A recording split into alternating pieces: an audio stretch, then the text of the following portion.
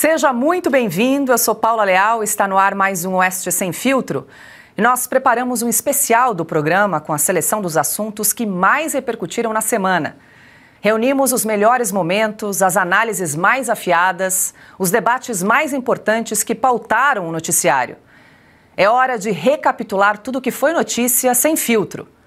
E antes de conferir o que vem por aí, eu convido você a se inscrever no nosso canal e a deixar o seu like, a sua curtida pra gente. E o ministro Luiz Roberto Barroso deixa o Supremo Tribunal Federal nesta semana, mas vai continuar com escolta e segurança garantidas pelo tribunal.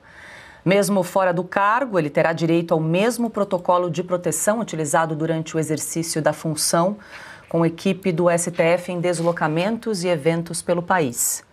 A decisão foi tomada em junho, em sessão administrativa virtual, quando os ministros aprovaram a concessão de segurança vitalícia a ex-integrantes da Corte que solicitarem o serviço. O pedido partiu do ex-ministro Marco Aurélio Mello e teve o apoio de Barroso, que votou favoravelmente à mudança. Segundo o Supremo, a medida foi justificada pelo aumento das ameaças e tentativas de agressão contra seus integrantes. Entre os ex-ministros Marco Aurélio e Ricardo Lewandowski mantiveram o benefício, enquanto Rosa Weber e Celso de Mello abriram mão da escolta.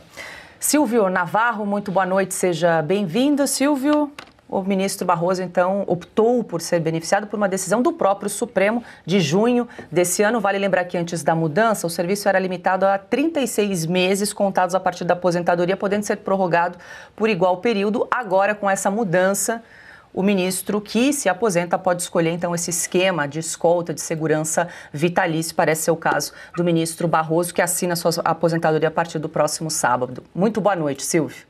Boa noite, Paula, Ana, Cauti, Augusto, meu irmão. Boa noite você que nos acompanha. Pois é, Paula, isso já havia sido decidido na metade do ano. Como você disse, partiu do ex-ministro Marco Aurélio Mello, que passou 31 anos na corte, mas ninguém discordou. É evidente que os ministros do STF querem essa regalia, esse benefício. Eu acho que o período de 36 meses, que era o período considerado anteriormente, me parece muito razoável.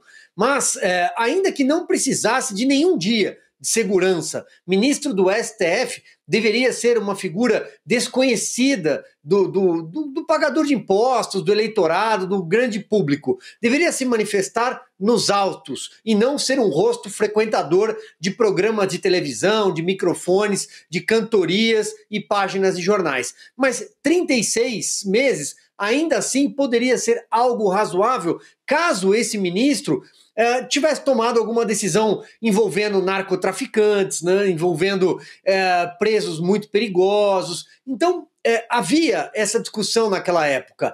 Bom, determinado ministro soltou um traficante, ou outro ministro prendeu, se manifestou a favor da permanência de um preso de alta periculosidade. Essa era a discussão, esse era o debate. Mas não é disso que se trata. Esses ministros, eles querem segurança vitalícia porque são políticos, porque se consideram políticos. E aí eles recorrem a algo que só ex-presidentes da República têm no Brasil. Fernando Henrique Cardoso, Lula da Silva, quando não estava no cargo, Dilma Rousseff, eles têm direito à segurança. Jair Bolsonaro também, mas está preso neste momento. Eles têm direito porque é uma concessão a ex-presidentes da República, que são políticos. Mas, hoje em dia, os ministros do Supremo Tribunal Federal consideram que a toga é só um artefato ali, um adereço. Eles são políticos. Ana Paula Henkel, boa noite, seja bem-vinda, Ana. Vamos aos números aqui. Eu trago um levantamento do site Poder 360 que mostrou que em abril desse ano 2025 o Poder Judiciário e nós, pagadores de impostos, vamos então gastar quase 130 milhões de reais com segurança privada, tanto para os ministros quanto para os prédios públicos que envolvem o Poder Judiciário. Boa noite, Ana. Boa noite, Paula, Cauti, Silvio, querido mestre Augusto, boa noite à nossa audiência maravilhosa. Paula, muito pouco a acrescentar o que o Silvio disse. E o curioso é que você disse um número aí, né, milhões e milhões e milhões de reais protegendo, fazendo a segurança desses ministros, agora um de maneira vitalícia, e a segurança aos prédios públicos, você disse.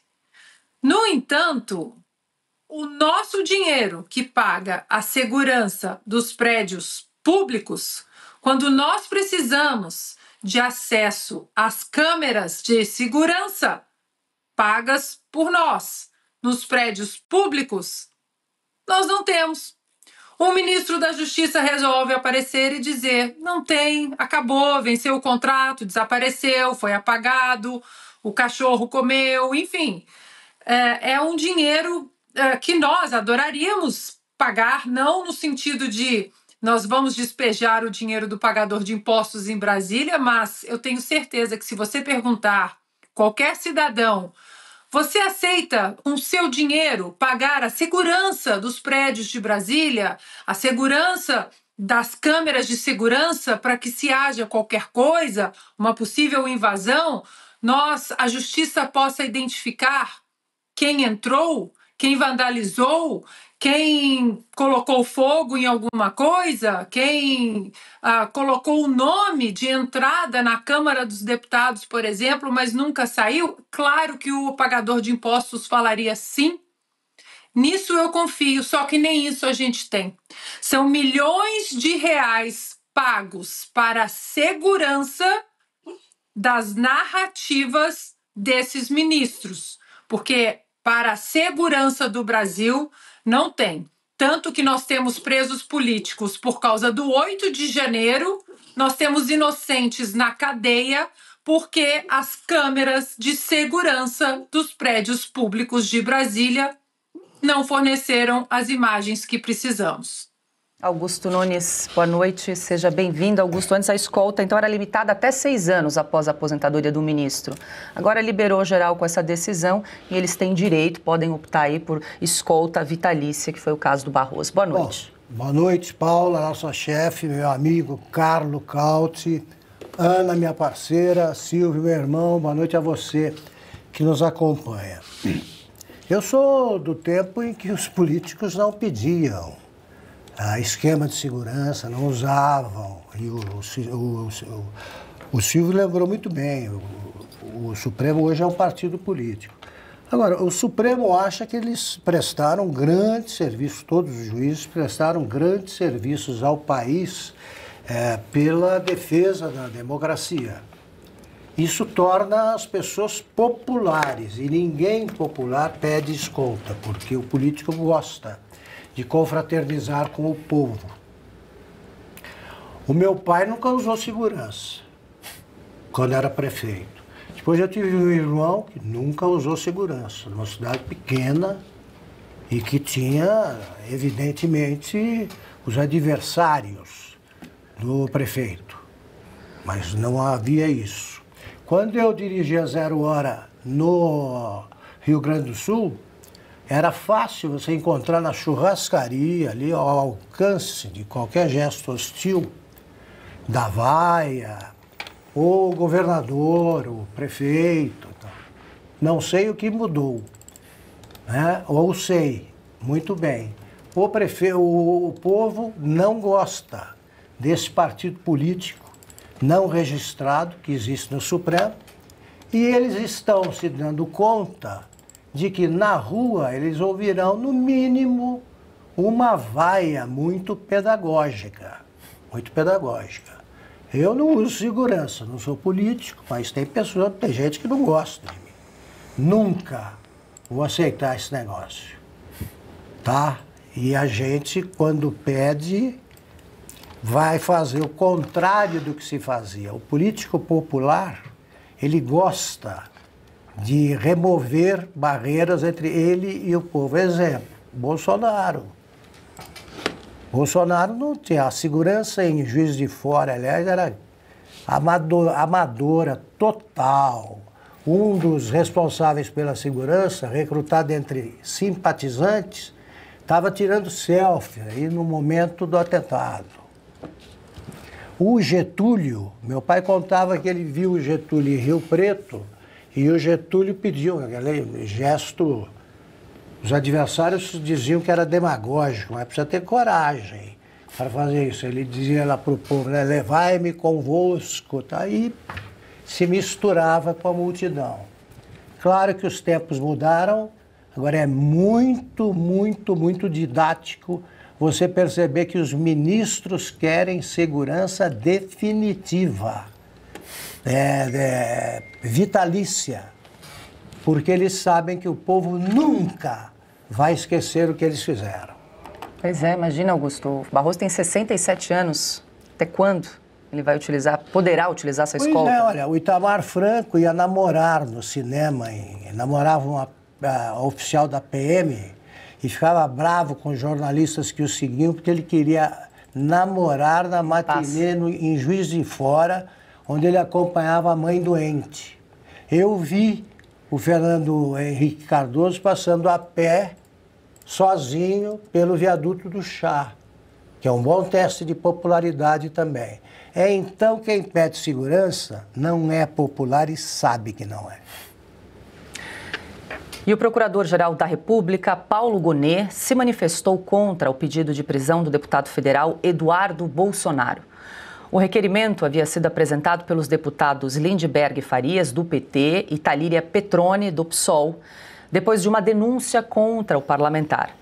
O pedido foi encaminhado ao ministro Alexandre de Moraes, que solicitou o parecer da Procuradoria-Geral da República. Em documento enviado ao Supremo, Gonet alegou que os parlamentares não têm legitimidade para fazer esse tipo de solicitação, que, segundo o Código de Processo Penal, cabe apenas à Polícia Judiciária ou ao Ministério Público. O Procurador-Geral da República acrescentou ainda que a PGR poderá, em momento oportuno, avaliar a possibilidade de requerer medidas cautelares, inclusive no que tange a sua viabilidade efetiva. Carlo Cauty, muito boa noite, seja bem-vindo. Cauty, só para a gente trazer mais um ponto, os parlamentares, o Lindbergh e a Talíria, pediram também ao Supremo que o Moraes determinasse o bloqueio dos subsídios do pagamento de salários, das cotas, verbas parlamentares do deputado Eduardo Bolsonaro. E aí o ministro Alexandre de Moraes se manifestou dizendo que isso era da competência do Legislativo, que já estava tratando desse assunto. Boa noite, Cauty. E a PGR disse que esses dois deputados são um bando de ignorantes. Boa noite, Paula, mestre Augusto, Ana, Silvio, boa noite ao nosso público. Pois é, a PGR, de forma bastante elegante, simplesmente disse para os deputados Farias e Petroni: vão estudar, porque eles não sabem nem como funciona a liturgia jurídica mínima lá em Brasília. Acostumados como eles são a esse tobogã dos pedidos, né, a esses despachos auditivos, né, que eles vão no Supremo, fofocam na orelha de qualquer ministro e o ministro acata os seus piores pedidos. Eles esqueceram que existe um negócio chamado lei. Existe o Código Civil, o Código Penal, o Código de Processo Civil e Processo Penal, e simplesmente eles desconhecem todos os códigos da República Brasileira. Inclusive, isso é indicativo, né, porque o Lindbergh Farias, que se matriculou na Faculdade de Direito, nunca concluiu porque estava mais ocupado a fazer manifestações na rua, né, depois se jogou na carreira política, e o resultado é esse. Não sabe nem como funciona um pedido, né, eventualmente de prisão preventiva, para quem tem que fazer o pedido correto, né? Mas por quê? Porque estão acostumados também a esse tobogã do Supremo, né, que sai do Legislativo, vai direto para passa a Praça dos Três Poderes, vai direto no STF, o STF faz qualquer coisa que deputados ou senadores de partidos até nanicos como o PSOL pedem, né? Lembrando que o campeão, né, desses despachos auditivos era o Randolfo Rodrigues, né, que durante a pandemia qualquer desejo era uma ordem para os ministros do Supremo. Então, assim, esses atarantados dos despachos aí tomaram uma surra verbal da PGR que diz simplesmente: voltem a estudar, porque não é por aqui que se pedem esse tipo de coisas. E o Alexandre de Moraes também deixou bem claro, como se precisasse, que quem decide isso é o Legislativo e não é o STF. Voltamos a ter um mínimo de decência na PGR e no Supremo. Ainda falta muito para voltar a ser um país normal, mas pelo menos é um sinal de um mínimo de lucidez, né? O Silvio, o PGR se manifestou contra a prisão de Eduardo Bolsonaro, mas essa é um parecer, a manifestação, né? Vamos acompanhar o que vai decidir o ministro Alexandre de Moraes, se acata ou não o parecer do PGR. E tem um indicativo aí também, né, Paula? Não é a primeira vez que o Procurador-Geral da República, Paulo Gonet, se manifesta na contramão daquilo que o Alexandre de Moraes resolve. Então vamos aguardar, como você disse, mas se o ministro Alexandre de Moraes reagir de outra forma, aí fica claro que o Paulo Gonet nem precisa passar pela sabatina, que deverá passar até o final do ano no Senado. Pode voltar para casa. Aliás, pode eliminar a figura do Procurador-Geral da República. O parquê, como é conhecido, o Procurador-Geral da República, o agente acusatório dentro do Supremo Tribunal Federal, dentro do ordenamento jurídico brasileiro, pode acabar. Não precisa. O Alexandre de Moraes faz os dois papéis. Ele pode ser o agente acusatório e o julgador. Ele não vê problema nenhum nisso. Lembrando também que o Paulo Gonet se manifestou contra não resultou em acusação contra o presidente Jair Bolsonaro. Portanto, o presidente Jair Bolsonaro, no caso da investigação sobre a soberania nacional, sobre a atuação do Eduardo Bolsonaro, que não tem absolutamente nada de ilegal nos Estados Unidos, aliás, se o Eduardo Bolsonaro tem de responder a qualquer coisa, é na Câmara dos Deputados como parlamentar que e não ao Supremo nesse caso. E ainda assim, ele pode estar lá utilizando o Infoleg, porque tem um ato da mesa diretora de 2015, só fazendo um parêntese aqui, e teve deputada socialista votando numa flotilha, numa área de guerra do outro lado do planeta. Foi só um parêntese, mas retomando. Portanto, ele já se manifestou contra a inclusão do presidente Jair Bolsonaro no caso. Ou seja, ele não deveria estar preso. Não há razão hoje legal para o presidente Jair Bolsonaro estar preso. Então, só para deixar muito claro que o Paulo Gonet, se parar definitivamente de ser ouvido pelo Alexandre de Moraes, talvez seja o caso dele ficar em casa. E aí, a partir daí, a gente exclui no Brasil o Ministério Público. O Alexandre de Moraes pode ser tudo, aliás. De repente, ele pode ser até vítima também, ele pode ser delegado, mandar prender, mandar soltar. E a primeira-dama, Janja da Silva, foi designada pelo Itamaraty para representar o Brasil num evento internacional sobre o clima, em Paris. A viagem ocorre entre os dias 19 e 21 de outubro, a convite de uma associação, e foi autorizada pelo vice-presidente Geraldo Alckmin no exercício da presidência. O decreto informa que a participação será sem gastos para os cofres públicos. Janja vai participar do Seminário Internacional Diálogos Transatlânticos, realizado na Universidade Sorbonne, onde falará sobre transição energética, educação ambiental e igualdade de gênero. O evento a apresenta como enviada especial para as mulheres na COP30. Ana, é interessante que a Janja, salvo engano, se eu estou acompanhando bem a agenda, que ela viaja bastante, segue em Roma ainda para compromissos e no próximo domingo embarca então para Paris nessa viagem que ocorre em meio àquela polêmica do decreto que falamos aqui ontem, que o gabinete presidencial segue à disposição agora da Janja da Silva com uma entourage ali de 189 funcionários à disposição da primeira-dama. Eu achei interessante a parte que você disse aí, Paula, que a viagem foi autorizada pelo vice-presidente Geraldo Alckmin no exercício da presidência. Bom, isso é o contexto oficial, né, que veio de Brasília. Foi autorizada pelo vice-presidente Alckmin no exercício da presidência. Na verdade, nada foi autorizado. A Janja bateu perna, disse, eu vou e acabou, Lula faça acontecer. Nem que você tenha que mandar o Geraldo Alckmin de novo para o parlamento iraniano para cantar a morte a América, eu quero ir para... E é isso que acontece com a Janja. É só o que ela faz. Ela não representa o Brasil. Ela representa o Brasil onde, sobre o quê, para falar o quê, para dividir programas sociais, programas educacionais. Ela não apresenta nada disso. A Janja é uma adolescente tardia, encantada com poder, com a nova... palavra do momento, da nova geração, que é ser uma influencer, uma influenciadora, e é disso que ela gosta, vídeos na internet, discursos. O último em inglês que ela resolveu colocar no Instagram dela, acho que ela se arrependeu, porque falou tudo errado, tudo errado. Acho que as duas palavras que ela fala bem em inglês são aquelas duas que ela usou para xingar o Elon Musk. E o problema, Paula, é que não há comportamento nenhum. Ontem nós mostramos aqui a falta sequer de respeitar um código de vestimenta para ver o Papa. Nem isso ela respeitou. Ela não consegue respeitar o mínimo, que dirá representar o Brasil em algum lugar. É uma inutilidade, mas a gente sabe que a Janja bateu o pé e disse que queria ir para Paris. Já estou aqui tão pertinho, por favor, eu quero ir para Paris. Augusto estava confirmando aqui, ela fica em Roma até a próxima sexta-feira, dia 17, retorna ao Brasil e no domingo, então, embarca para Roma. Muito Elizabeth Arden, é lógico.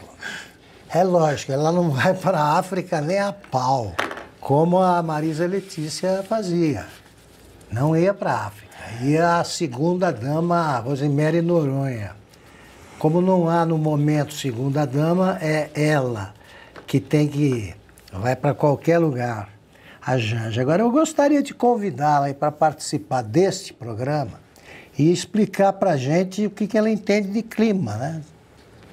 Eu acho que os conhecimentos dela nessa área são do nível, assim, você prefere frio ou calor? Você prefere ir para Campos do Jordão ou para praia?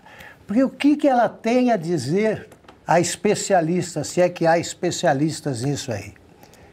Ela não vai para Belém, vai ver o que está acontecendo lá e o desastre prenunciado aí, que vai acontecer na COP, como é que é o 30, nome? COP 30 em Belém. Eles esqueceram que vem gente de fora, vários países não vão participar, tá, não há onde ficar. Tá, aí o governador de Belém está bravo, está fazendo discurso dizendo que é isso, tá, a preparação está perfeita, venham conhecer Belém, venham, o pessoal não segura, não banca nem o Círio de Nazaré, pô, não tem onde ficar, os caras vão e voltam.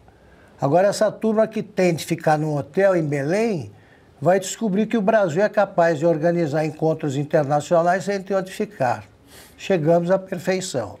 Pois é, foi tudo casado, Augusto. Eles editaram aquele decreto para ampliar os poderes da Janja, Lula viajando e aí Geraldo Alckmin autoriza a participação de Janja nesse evento em Paris. Eu espero que ela submeta o guarda-roupa e a análise da nossa querida Ana Henkel antes da viagem. Diga, Ana. Olha, Augusto, se ela só respeitasse o código de cada país, né, no caso do Vaticano, nem isso ela fez, o mínimo. Você vê nomes ali como Nancy Reagan, a própria Rainha Elizabeth, todas, Melania Trump, respeitando o código, menos ela. E por falar em Melania Trump, só queria deixar aqui para nossa audiência um gostinho, assim, uma invejinha. Melania Trump, esse é o que primeira-damas, o que elas fazem de verdade, as que de fato querem fazer a diferença. A Melania Trump, agora essa semana, deu um belo discurso aqui em rede nacional. Ela escreveu uma carta de próprio punho pedindo para que Vladimir Putin libertasse crianças ucranianas que foram sequestradas por forças russas nessa guerra implacável entre Ucrânia e Rússia, e ela então fez um discurso dizendo que o Vladimir Putin recebeu a carta dela, que foi entregue por Donald Trump em mãos naquele encontro entre Trump e Putin no Alasca. E então essa coletiva dessa foto aí que estamos vendo na tela, ela era uma coletiva para ela exatamente noticiar que as crianças foram libertadas, estão de volta com suas famílias ucranianas, e isso tudo um pedido da primeira-dama dos Estados Unidos. Aprende, Janja, aprende a se vestir como a Melania, aprende, pega só um pouquinho ali, nós queremos que você represente bem o Brasil, pega aí qualquer vídeo da Melania Trump, aprende o básico com ela, não vai fazer mal, não. Carlo Cauti. Não, assim, já foi dito quase tudo, né? Assim, simplesmente me pergunto, de fato, o que ela tem a acrescentar num debate sobre transição energética, né, meio ambiente e como é que era, questões de empoderamento feminino, cujo maior feito... Igualdade de gênero. Igualdade de gênero, né? Cujo maior feito da carreira dela foi casar com um presidiário e virar presidente da República, né? E virar primeira-dama. Então, não sei se ela vai querer explicar um modus operandi para futuras candidatas, né, ao seguir os seus passos. Mas, assim, do governo do PT, a gente, assim, nunca se decepciona, né? Sempre espera o pior, né? Ou do Lula ou da Janja. Então, esses são os casos. Mais uma vergonha que a gente vai passar a nível internacional. E é curioso que ela é enviada especial para as mulheres da COP30 em Paris. É capaz de Belém ela não aparecer, Augusto, porque ela é furada, lá não vai ter onde dormir, no Palácio não vai ter passeio bacana. Não existe vergonha na cara, muito menos bom senso, né? E o ministro do Supremo Tribunal Federal, Luiz Fux, devolveu para julgamento 4 processos relacionados aos atos do 8 de janeiro, divergindo dos colegas. Fux fixou penas de 1 ano e 6 meses de prisão para 3 réus e absolveu uma mulher, considerando que apenas o crime de deterioração de bem tombado foi comprovado, afastando todas as outras acusações da Procuradoria-Geral da República. Fux sustentou que o STF é incompetente para julgar pessoas sem foro por prerrogativa de função e que os processos deveriam ter sido encaminhados à primeira instância da Justiça Federal. Para o ministro, julgar os réus no Supremo viola o princípio do juiz natural e o direito ao duplo grau de jurisdição, previsto na Convenção Americana de Direitos Humanos. O magistrado também considerou inexistente o dolo de golpe de Estado na suposta trama golpista. Ele alegou que os manifestantes não tinham meios materiais, coordenação nem capacidade bélica para tentar abolir o Estado democrático de direito e que os tipos penais relacionados exigem capacidade efetiva de tomada de poder, o que não se aplica aos eventos investigados. Ana, na verdade, Luiz Fux está reforçando ali tudo que ele já disse naquele longo e extenso voto de mais de 12 horas, né? Ele participou na primeira turma do Supremo envolvendo o ex-presidente Jair Bolsonaro, o núcleo chamado crucial, núcleo 1, mas a gente percebe uma mudança de postura, porque em relação a outros julgamentos, o ministro Luiz Fux seguiu muitas vezes com a maioria, com o relator dessa primeira turma, e agora a gente percebe uma mudança de comportamento, inclusive em relação a vários integrantes, vários manifestantes do 8 de janeiro. Bom, se Fux agora resolveu divergir por causa da própria consciência ou por causa dos ventos, né, que sopram, os ventos do norte que sopram no Brasil, eu acho que não interessa. O que interessa mesmo é que há uma divergência e isso é impressionantemente positivo no sentido, muita gente fala, mas é um voto único, não vai mudar nada, mas conversando com os americanos aqui, é impressionante como essa divergência solitária, única no sentido de declarando a incompetência do STF, absolvendo crimes, pedindo inclusive a anulação de todo o processo do núcleo 1 e de tudo isso que nós estamos vendo na suposta trama golpista. Os americanos enxergam isso e, repito, se é a consciência do ministro Fux ou a mão pesada aqui dos Yankees, realmente não interessa. Os americanos enxergam que existe, não é uma divergência pontual de uma dosimetria ou de uma denúncia da PGR, é uma coisa completamente oposta, uma opinião completamente oposta no sentido, vocês estão loucos. Praticamente, os votos do ministro Fux têm tido esse peso aqui para os americanos. Vocês estão loucos, dizendo para os outros ministros que entraram nessa seara 100% política. Então, Paula, apesar de muita gente falar é um voto sozinho, não, voto solitário, não vai dar em nada, o voto solitário segue tendo um peso impressionante aqui nos Estados Unidos. Augusto, eu queria só trazer, porque o Fux, quando deu esse voto, ele trouxe algumas citações. no voto para justificar. E aí ele disse o seguinte, aspas, o tempo, esse árbitro silencioso e implacável, tem o dom de dissipar as brumas da paixão, revelar os contornos mais nítidos da verdade e expor os pontos que, conquanto movidos pelas melhores intenções, redundaram em injustiça.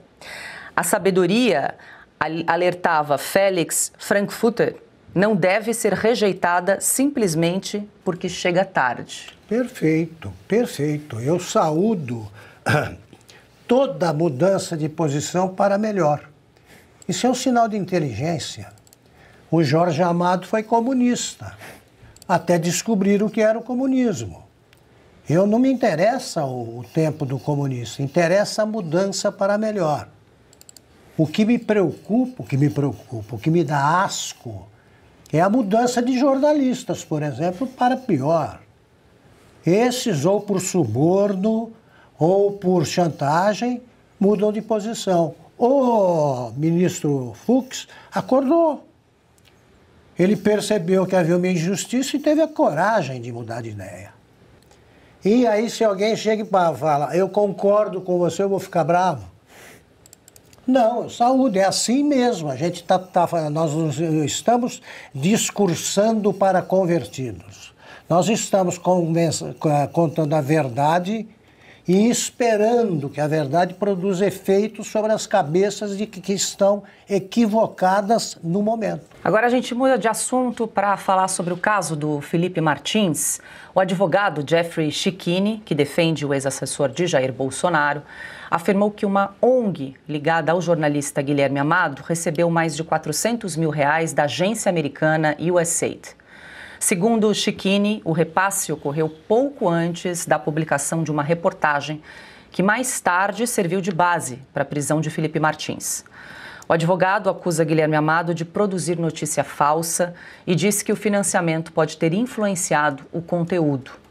O jornalista nega as acusações e afirma ter se baseado num documento oficial que posteriormente se mostrou incorreto. Ele disse ter corrigido a reportagem ao descobrir o erro.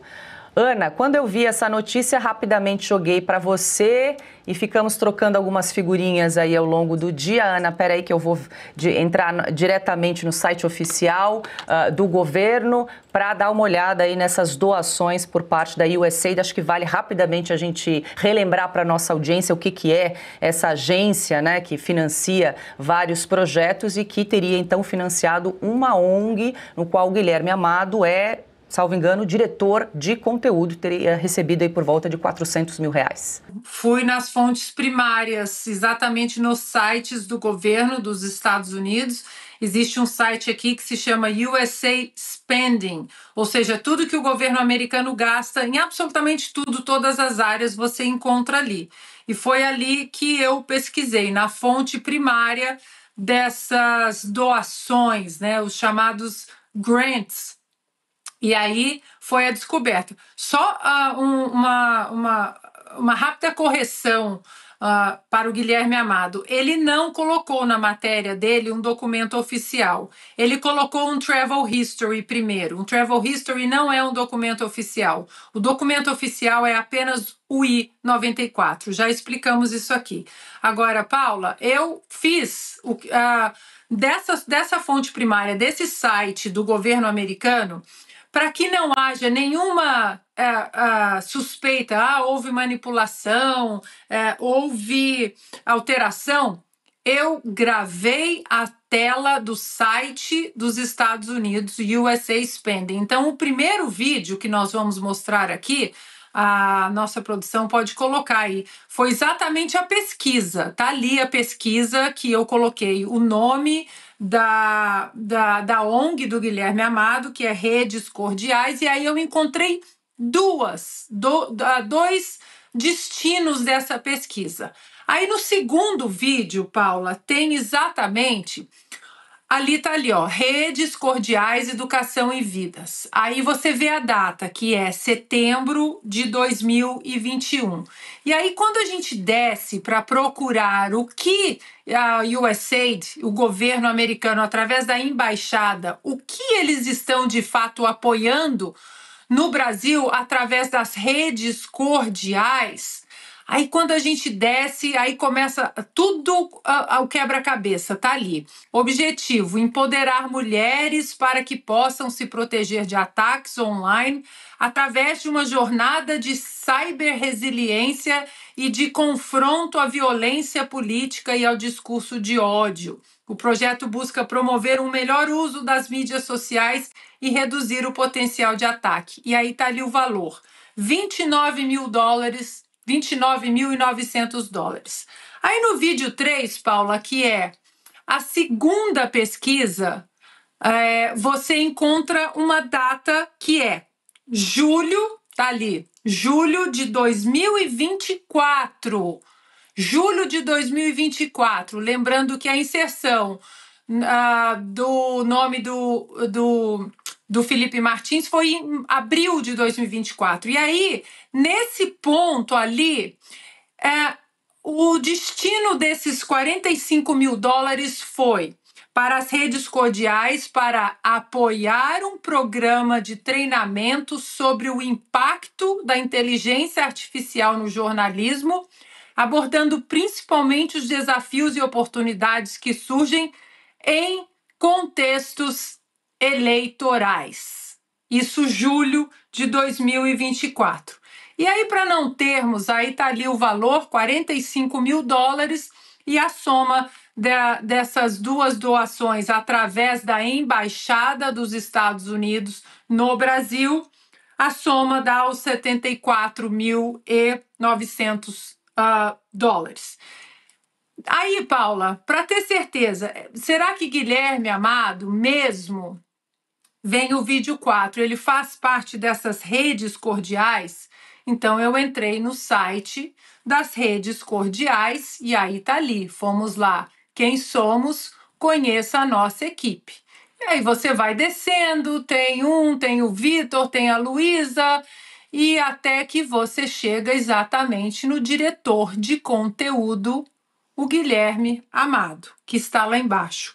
Portanto, Paula, eu vou agora reforçar o que o Silvio fez no fim de semana, convidando o Guilherme Amado para uma entrevista, para um debate. Agora eu vou reforçar: o Guilherme Amado está convidado, porque nós estamos aqui levantando algumas informações, não estamos acusando de absolutamente nada, mas eu reafirmo agora o convite que o Silvio fez ao Guilherme Amado no fim de semana para que ele venha até aqui conversar com a gente, debater, fazer uma entrevista e explicar esses dois aportes, digamos assim, do governo americano, um de $29.900 e outro de $45 mil para a ONG Redes Cordiais. É isso, Paula. Boa, Ana. Excelente trabalho de pesquisa e apuração. Obrigada, Ana. Foi gravando as telas ali para compartilhar com a nossa audiência, para explicar ponto a ponto essas doações. Deixa eu voltar agora com o Silvio, que fez o convite no final de semana. Ontem fiz a pergunta, Silvio, eu quero saber se teve uma novidade de lá para cá em relação ao convite que você fez ao Guilherme Amado e também essa revelação que ele teria, essa ONG no qual ele é o diretor de conteúdo, teria recebido, teria não, né? Recebeu mais de $400 mil da USAID, que agora foi extinta pelo presidente Donald Trump, pelo menos por hora. Nenhuma novidade, Paula. Agora, veja, a Ana faz um trabalho precioso, joga luz. E esse é o trabalho jornalístico. Esse é o nosso ofício, o jornalismo, jogar luz, mostrar com fatos, com documentos. E por isso fica registrado o convite para uma entrevista, para um debate. Não adianta gravar live sem que você seja confrontado com perguntas que precisam ser feitas. Eu tenho certeza, por exemplo, que a Ana Paula Henkel é hoje a jornalista que acompanha mais de perto todo o calvário, toda essa história que o Felipe Martins vive. E ela acabou de produzir um relato que é completamente baseado em provas, em documentos. Então eu acho que é isso, é um debate com toda a cordialidade possível, com toda uma entrevista. Eu sou de um tempo em que jornalista não era notícia, jornalista dava notícia. Agora, quando começa a virar muita notícia, é porque tem alguma coisa errada. No caso do Felipe Martins. Agora, por que jornalista tem que ser diretor ou dono de ONG? Jornalista tem que ser diretor ou dono de ONG? Bom, tudo bem, resolveu mudar a carreira, resolveu partir para uma outra profissão. Até aí, tudo bem, todo mundo pode fazer isso, é normal. Mas continuar sendo colunista de um portal de notícias, continuar trabalhando por um jornal diário, com apuração de bastidores de política e receber dinheiro de ONG, ou ter uma ONG, ou ser diretor de uma ONG, tá tudo de um governo de outro país, eu acho que tem um certo conflito aí. Então eu acho que da nossa parte fica o nosso compromisso com quem nos acompanha e um compromisso com a independência, compromisso com o jornalismo de verdade, né? Eu acho que é isso, queremos fazer perguntas. E o advogado Martin De Luca, representante das empresas Rumble e Trump Media, afirmou que o Superior Tribunal de Justiça bloqueia o cumprimento de um pedido feito por um tribunal dos Estados Unidos para notificar o ministro Alexandre de Moraes.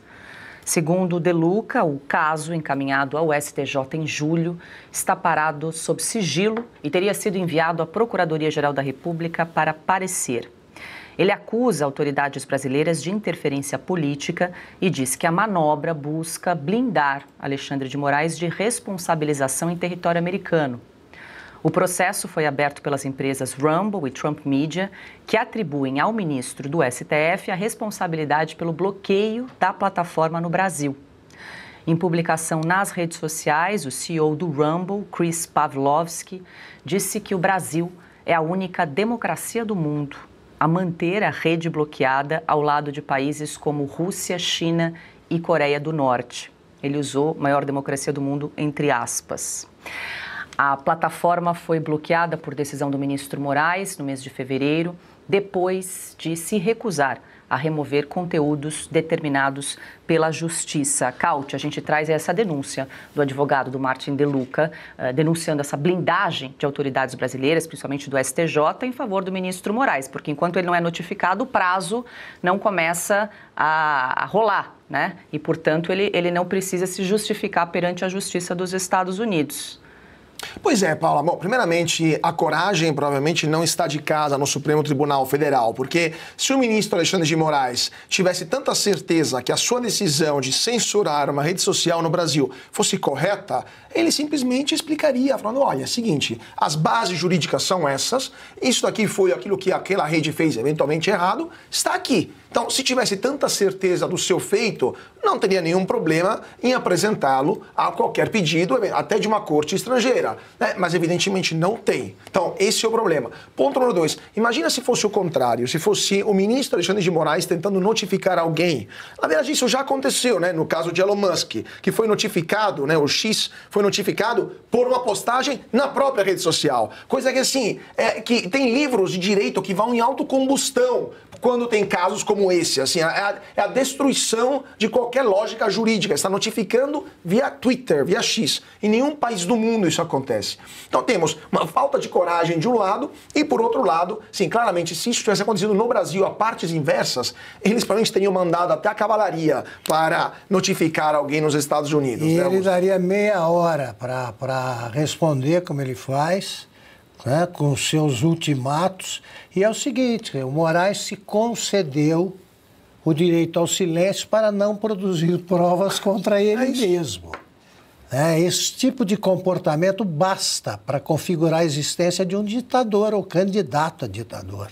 E só complementando também essa frase do Pavlovski, né, que é o CEO da Rumble, que ele chamou o Brasil de única democracia do mundo, pena que as colocou do lado de Rússia, China, Coreia do Norte, que não são democracias, e explicou muito claramente que democracias não censuram meios de comunicação, não censuram jornais, revistas, como a Oeste, ou redes sociais como o Rumble. Então, ele já também percebeu, até ele, que o Brasil já não é mais uma democracia plena.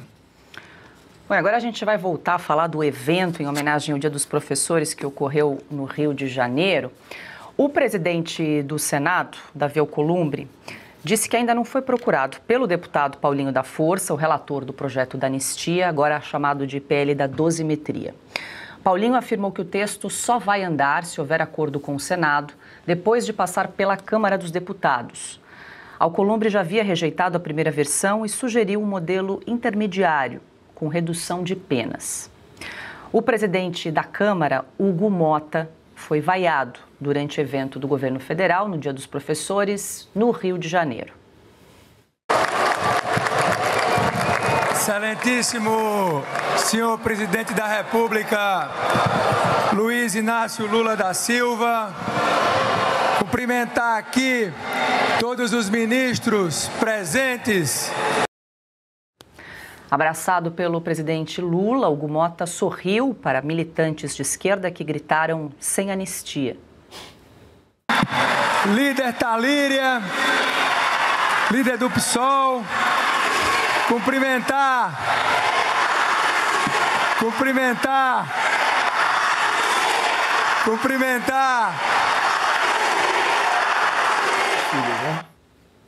Em tom de elogio, Hugo Motta disse durante o discurso que Lula é o presidente que mais investe em educação no país e ainda falou sobre os avanços das pautas aprovadas sob sua gestão na Câmara dos Deputados. A educação precisa ser uma prioridade. Então, presidente, neste Dia Nacional do Professor, é uma honra estar aqui ao lado do senhor. Sem dúvida alguma, o presidente que mais fez pela educação do Brasil está demonstrando mais uma vez esse compromisso. E a nossa vinda aqui hoje, conjunta, juntos com todos os professores do Brasil que estão aqui representados, é para reforçar o nosso compromisso, que na Câmara dos Deputados nós vamos seguir construindo juntos uma agenda em favor de uma educação pública de qualidade. Já o presidente Lula fez críticas ao Congresso, à direita e ao ex-presidente Jair Bolsonaro. Porque o Hugo é presidente desse Congresso, ele sabe que esse Congresso nunca teve a qualidade de baixo nível como tem agora. Aquela extrema-direita que se elegeu na eleição passada é que o viste de pior. Sabe? A gente não pode ter um presidente, sabe, que nega que existiu o Covid, que nega a vacina, sabe, que distribui remédio para as pessoas tomar que não vale nada, que tem um médico da saúde que não entendia nenhuma de saúde. Ô Silvio, a gente deu um tempinho para ver se você encontrava ali um adjetivo, uma palavra para descrever o tom do discurso do presidente Lula hoje num evento em homenagem ao Dia dos Professores. Tem vários pontos aqui para a gente comentar, né? A gente viu um Hugo Motta ali visivelmente nervoso enquanto era vaiado por boa parte da plateia, mas enfim, a gente faz algumas rodadas, quero te ouvir. Olha, eu não encontrei o adjetivo em relação ao discurso do Lula, o tom inflamado, eufórico, agitado, mas eu tenho um adjetivo para o presidente da Câmara dos Deputados. Espero que ele não me leve a mal, mas as imagens falam por si só. Aliás, o corpo fala. A figura do Lula ao lado dele, tirando o sarro da cara dele, estava ali tripudiando do Hugo Motta. Ele expôs o Hugo Motta, porque a Câmara dos Deputados acabou de impor uma derrota ao governo com a questão dos impostos, da medida provisória. Então ele vai lá e coloca o Hugo Motta numa vitrine para ser vaiado, para ser humilhado. E o Hugo Motta, perdoe o adjetivo, é um panaca, um tolo. Porque ele vai, abraça o Lula, ele aceita ser humilhado, ele aceita ouvir. Ele não é o presidente do Congresso, como o Lula disse. O presidente do Congresso é sempre o presidente do Senado, portanto, Davi Alcolumbre, quem preside as sessões do Congresso no nosso sistema bicameral, Câmara e Senado. Mas ele é o presidente da Caixa de Ressonância da Sociedade. Ele é o presidente da Casa do Povo, da Câmara. É ele e mais 512. Como é que ele vai entrar amanhã? Eu acho que hoje ele não vai voltar para Brasília, ele está no Rio de Janeiro. Como é que ele vai voltar para Brasília? Talvez na semana que vem, e vai sentar naquela mesa, na mesa que dirige a Câmara, onde figuras célebres já passaram por ali, e vai olhar para o plenário e vai pensar, eu fui humilhado, porque o presidente da República disse que esse Congresso é do pior nível possível, entre outros termos. Como é que ele fica? Cadê o brio da figura que é o terceiro na linha sucessória da República. É o presidente da República e o vice, e depois o presidente da Câmara. Se o Lula for levar a Janja a passear numa excursão dessas pelo mundo, e o Geraldo Alckmin tiver numa cerimônia no Irã com terroristas que já foram até mortos, mas pode ir em outra, ou vai aos Estados Unidos, é ele quem assume a presidência da República, na ausência da figura do presidente. Como é que ele pode se deixar ser humilhado neste nível, Paula? Eu não vou avançar mais, porque acho que a gente vai seguir no tema, mas é algo terrível. E, para finalizar, o Lula já comprou o Congresso com dinheiro vivo na boca do caixa, o mensalão, com financiamento surrupiado de dinheiro do pagador de impostos, desviado por empreiteiras, o Petrolão. Já comprou com emendas, já comprou com cargos. Agora, o que o Lula está fazendo é o chavismo em estado bruto. Ele está dizendo, eu não estou nem aí para o Congresso Nacional, eu não estou mais nem aí para a Câmara, para o Senado, para os partidos políticos que não quiserem apoiar a minha reeleição. Por quê? Porque eu estou governando com 11 homens de capa preta. Pois é, Augusto, porque até recorri às redes sociais do presidente da Câmara, Hugo Motta, para ver se havia alguma manifestação, declaração depois dessa fala do presidente Lula. Silêncio retumbante. Isso precisa ter coragem para ser tão covarde assim, né? Mas vamos lá, o Lula disse que nunca houve um Congresso pior. Ele está dizendo, então, que tem mais de 300 picaretas, porque foi assim que ele justificou a desistência da candidatura à reeleição quando ele era deputado federal. E a data da eleição se aproximava. Ele disse, ali tem uns 300 picaretas. Então agora tem mais. Ele incluiu a bancada do PT. Quantos são? São perguntas. Agora, o Brasil realmente não é para amadores e nem para profissionais agora, né? Um analfabeto comemorando o Dia dos Professores, ele não conhece nenhum. Ele não tem toda entrevista com o presidente da República, numa data dessa, ele pergunta, o presidente fala, eu me lembro dos meus professores do primário que me ensinaram isso aí. O Lula disse ao Flávio Rangel, teatrólogo, morto já, ele tem ali, está na internet. Ele fala se o Lula estudou e tal, ele falou, nunca. Porque o Lula não estudou, ele disse que nunca foi à escola por preguiça. Ele disse, usando esta palavra, não estudei por preguiça. E comemora o Dia dos Professores. Se essa comemoração, eu perguntei para a Paula se tinha sido uma escola, porque aí teria sido a primeira vez que o Lula deu as caras numa escola. Ele vai para a faculdade, porque ele é o único analfabeto do mundo premiado com vários títulos de doutor honoris causa. E ele vai, faz discurso e assassina o português. O Brasil elegeu pela terceira vez, desculpe, um analfabeto mesmo. Eu repito que eu tenho a obra dele, são 4 bilhetes, não tem mais nada. Um dele tem anotações com palavras e números, garrancho de aluno do Jardim da Infância. Está aí. E, aliás, ele assinou o tratado da reforma ortográfica aí dos países de língua portuguesa.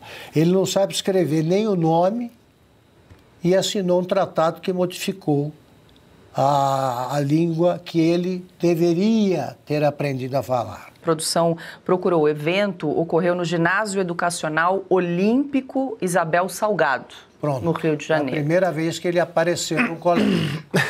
Bom, primeiramente, quando a gente vê cenas como essas, de professores gritando sem anistia, eu, como professor, tenho um profundo desgosto de compartilhar a mesma profissão desse tipo de gente que não tem a mínima piedade por pessoas que estão presas, muitas vezes sem processo, há meses, e que até morreram, como Clesão, nas prisões. Então, assim, é uma vergonha aquilo que a gente viu e ouviu nesse dia. Agora, também me junto às críticas ao Hugo Motta. Sim, a coragem dignidade também não está na presidência da Câmara dos Deputados, e a dignidade também não. Porque se temos um Congresso do pior nível possível, segundo Lula, esse é o mesmo Congresso que o elegeu. Então quer dizer que ele também é fruto desse péssimo nível. Ele deveria ter se levantado na hora e ido embora, imediatamente, para manter o mínimo de dignidade. Mas claramente é a dignidade que falta também, entre outras coisas, na presidência da Câmara, né? Agora, temos também esse governo que... O PT adora espancar a realidade, isso a gente sabia, né? Mas que também o Hugo Motta se juntasse a esse esporte de espancamento da realidade e difusão de mentiras, essa também é uma novidade. Porque quando ele fala que nunca nenhum governo investiu tanto assim na educação, é uma falsidade que é facilmente verificável. Se as agências de checagem, né, não tivessem uma só missão, ou seja, tentar censurar quem pensa diferente. Porque é só colocar na internet o que está acontecendo com as faculdades federais no Brasil. Não sei se temos a produção, mostrar algumas matérias que publicamos aqui. As faculdades federais no Brasil, desde que o Lula entrou, estão enfrentando uma série de dificuldades financeiras, porque Lula está bloqueando verba, está contingenciando orçamento, né? Não sei, podemos mostrar também, temos 1 bilhão de orçamento contingenciado lá em 2024, em 25 também tivemos outros cortes, há o menor orçamento para universidades federais também para o ano que vem, né? Então será quase a metade do registrado em 2014, e isso foi o levantamento feito pela própria Câmara. Então assim, ele está limitando gastos, enfim, estão cortando sem fim nas faculdades federais. Esse é o governo que mais investiu na educação. Então, do que exatamente o presidente Motta está falando? Porque ou ele não sabe o que está acontecendo, então está no lugar errado, está inadequado pelo papel que cumpre, ou ele está mentindo, sabendo de mentir, e aí alguém lá na Câmara dos Deputados deveria lhe perguntar o que o senhor exatamente está falando, Brasil afora, divulgando notícias falsas, sem medo de ser encontrado, com esse desprezo, né, do sentido do ridículo, né? Se tivéssemos um inquérito às fake news de verdade, já estaria o seu nome incluído entre os investigados. Ô Silvio, nós selecionamos também um outro trecho do discurso do presidente Lula criticando, dessa vez, o ex-governador do Rio de Janeiro, Wilson Witzel. Um Estado altamente politizado, elege um cara para governador que era um juiz, um picareta, que ficou aí, não fez nenhuma, sabe, se meteu na corrupção e foi eleito. Eleito em nome do quê? Eleito em nome de combater a corrupção. Que corrupção?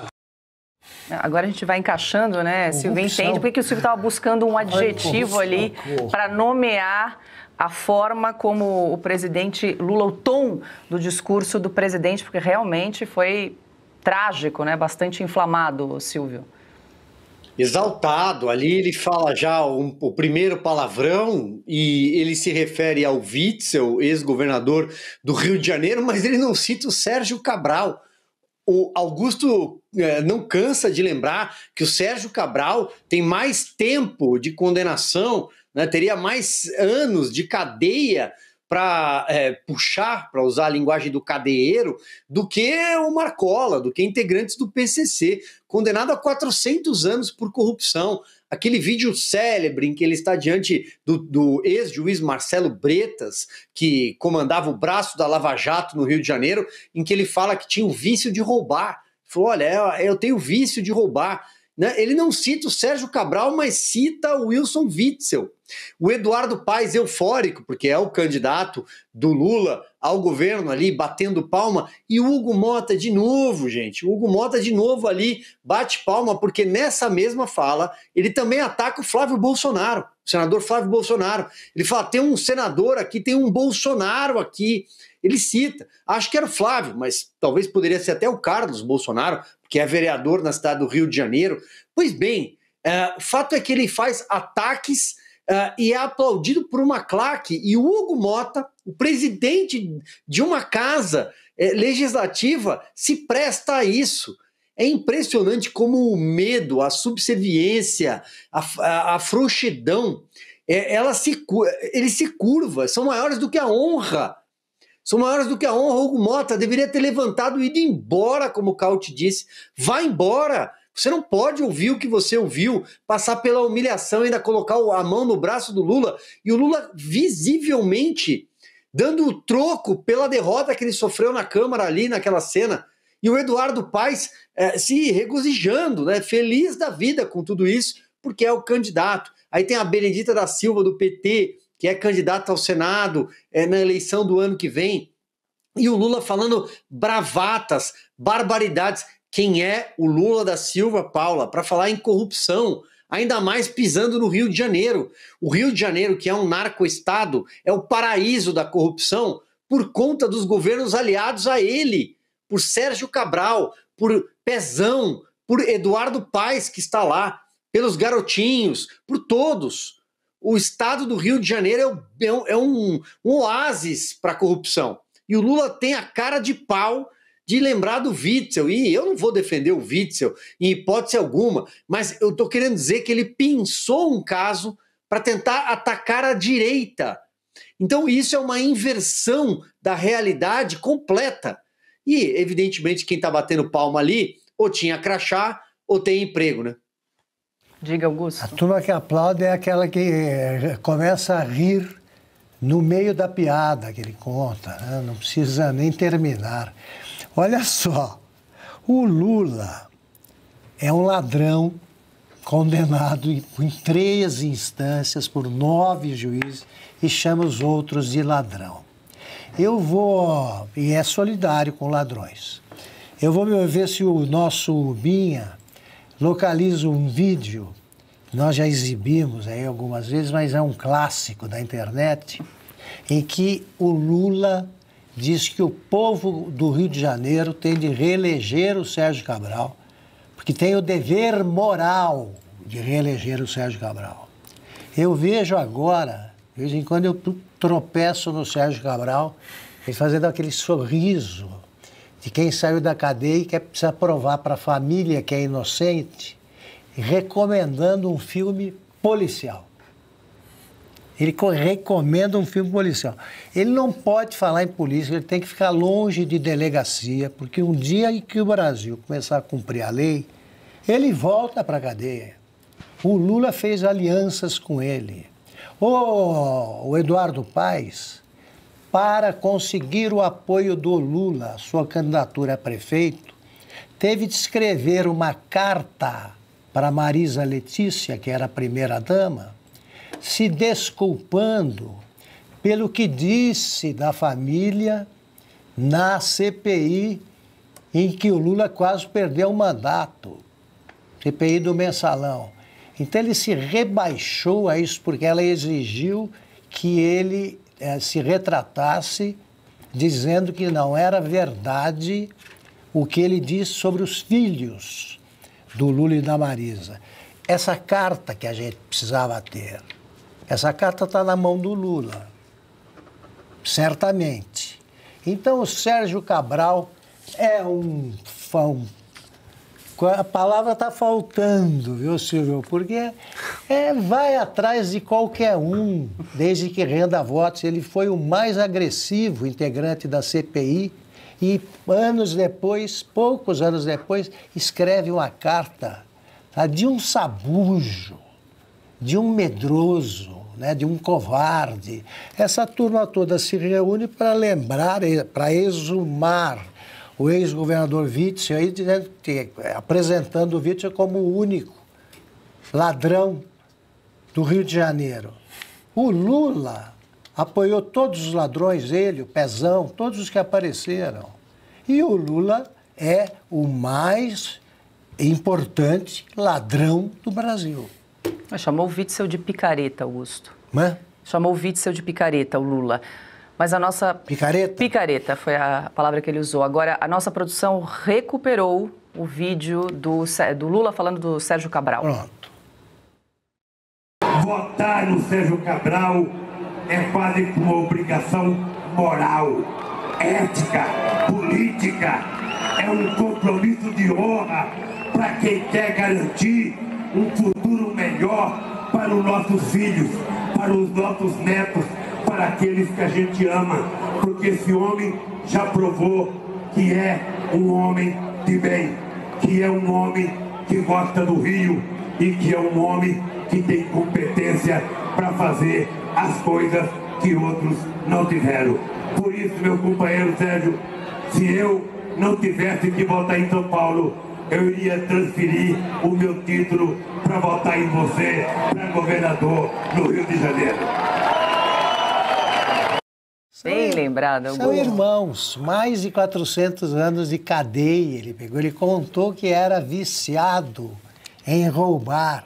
Olha como os dois se entendem. Tem o dever moral, falou em ética. Falou tudo. Os dois deveriam dividir a cela, porque seriam bons amigos.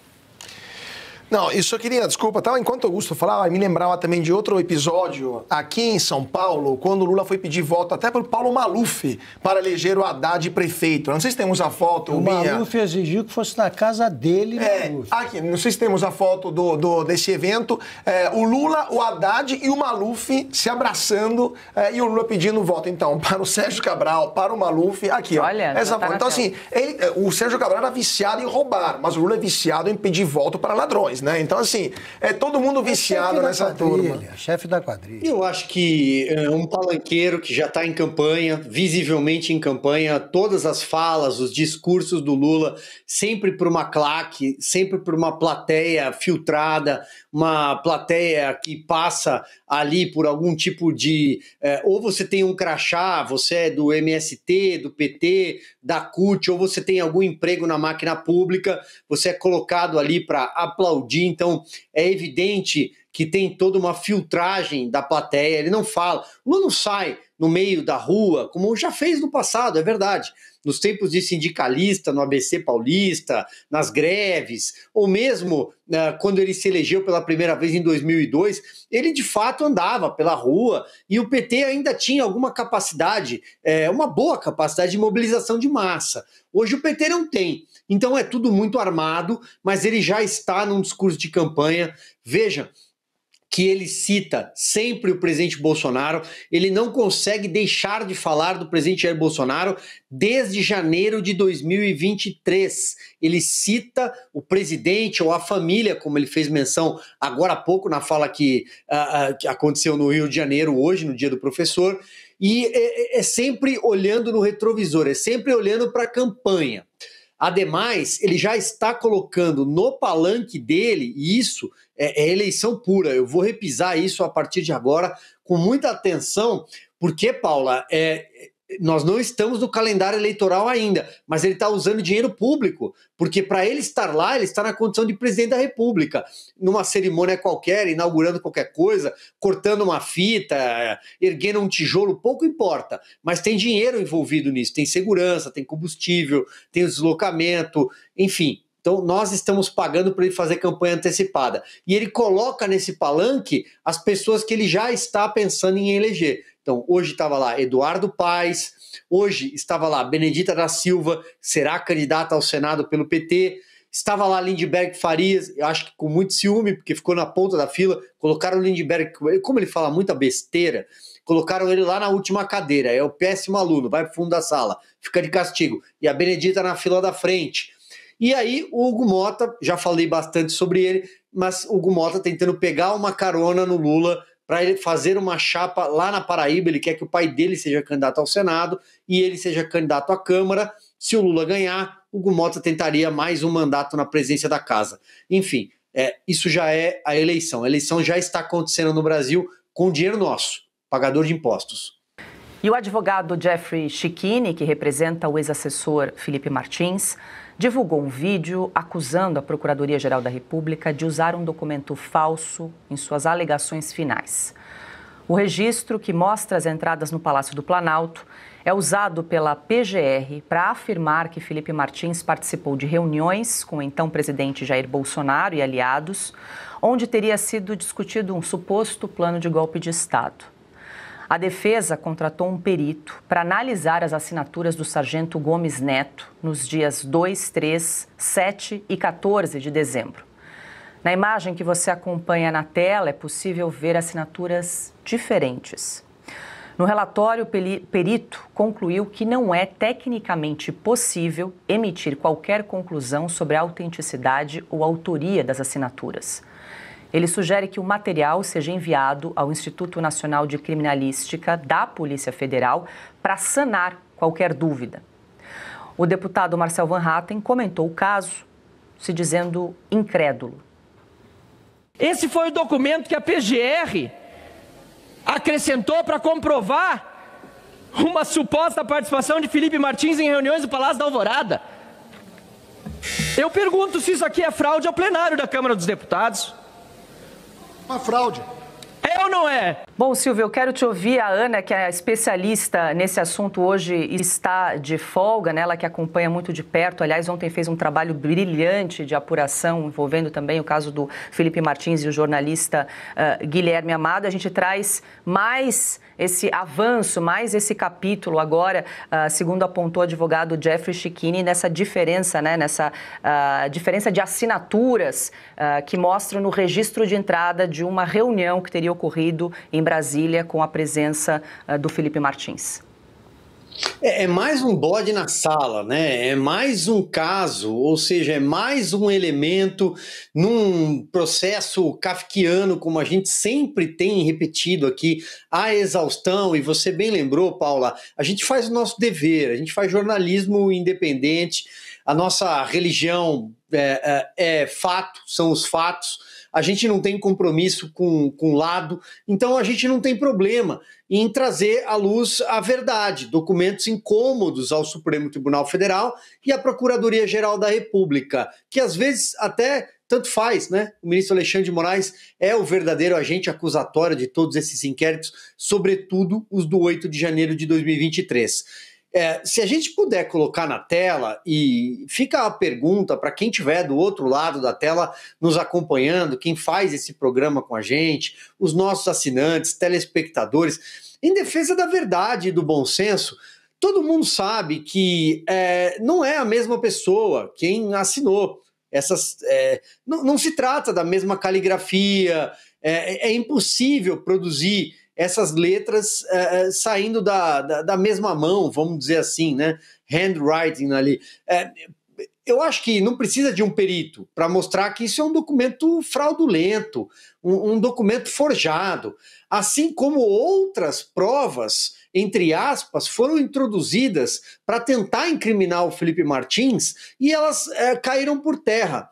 Talvez a questão que envolve o sistema migratório dos Estados Unidos, a entrada nos Estados Unidos, seja a mais patente. E a Ana, com grande desenvoltura, fez um trabalho primoroso ontem, um trabalho jornalístico, foi buscar ali as fontes primárias. Sei que você também tem parte nisso, vocês fizeram ali uma apuração, e a gente demonstrou aqui no programa, com fatos, com documentos, com argumentos, que tudo cai por terra. Simplesmente eles querem criminalizar e condenar o Felipe Martins por algo que passa pela cabeça deles, que o Felipe Martins teria sido uma espécie de cérebro ali por trás, né?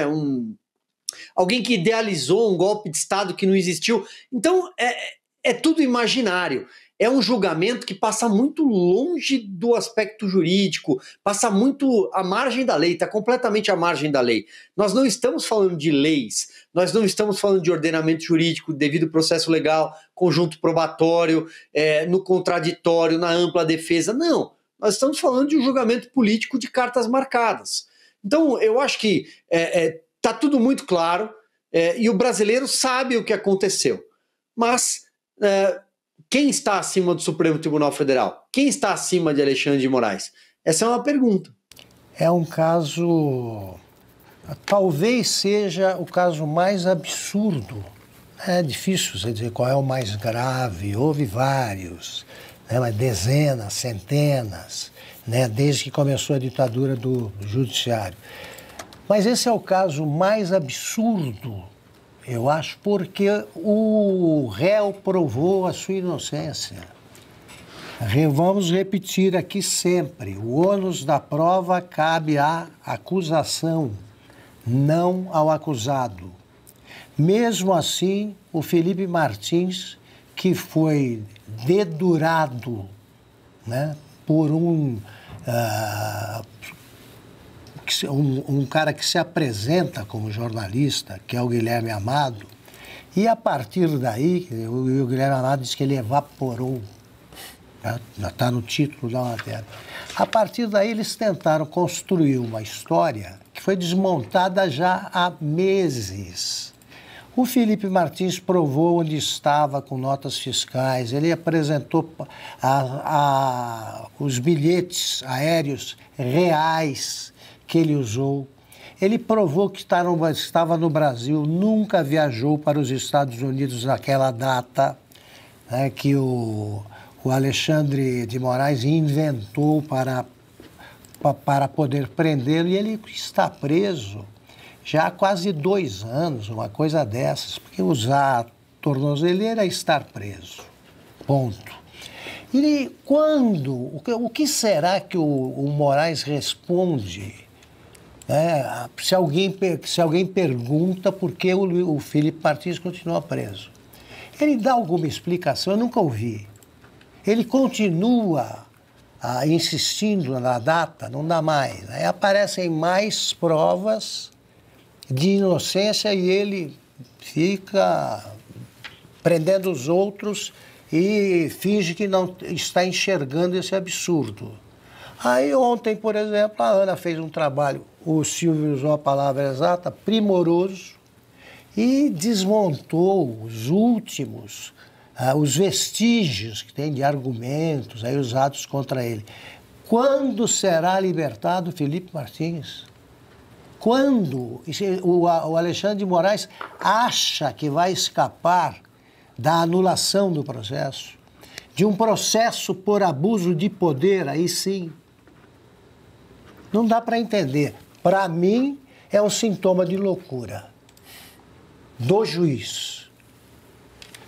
Cauty, a gente está exibindo, a gente coloca na tela, esse é o trabalho que a Ana fez, que a gente exibiu ontem, Augusto, que você mencionou, ela fez uma pesquisa em relação ao nome do jornalista Guilherme Amado, que seria diretor de conteúdo dessa ONG, Redes Cordiais, Educação e Mídias, que teria recebido daquela organização USAID, quase 75 mil dólares, né, 400 mil reais mais ou menos. Ela fez então toda essa pesquisa diretamente no site do governo americano, mostrando essa relação e que o jornalista Guilherme Amado, a organização onde ele trabalha, teria recebido esses valores. E ela traz aí com bastante detalhe esse trabalho de apuração que ela fez em relação ao caso do Guilherme Amado.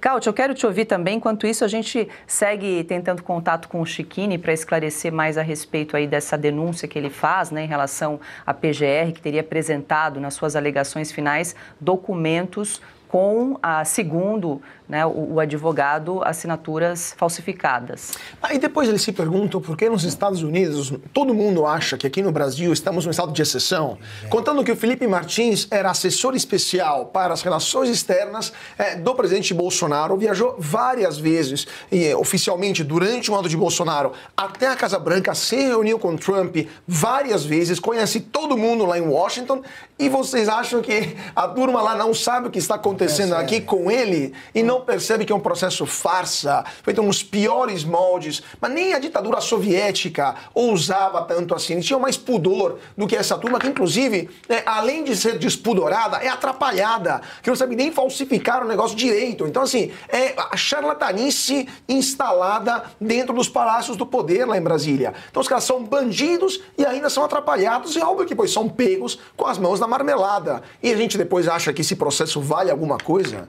Em um país normal, isso tudo já teria acabado há muito tempo. Na primeira nota fiscal que o Felipe Martins apresentasse, demonstrando que ele estava em Ponta Grossa, em Curitiba, não me lembro, mas no Paraná, em vez de estar nos Estados Unidos, diferente do que Ponta Grossa, diferente daqui, um pseudo-jornalista mentiroso escreveu de forma fraudulenta, que inclusive deveria ser processado. Recebeu para isso. E recebeu para isso, a essa altura do campeonato.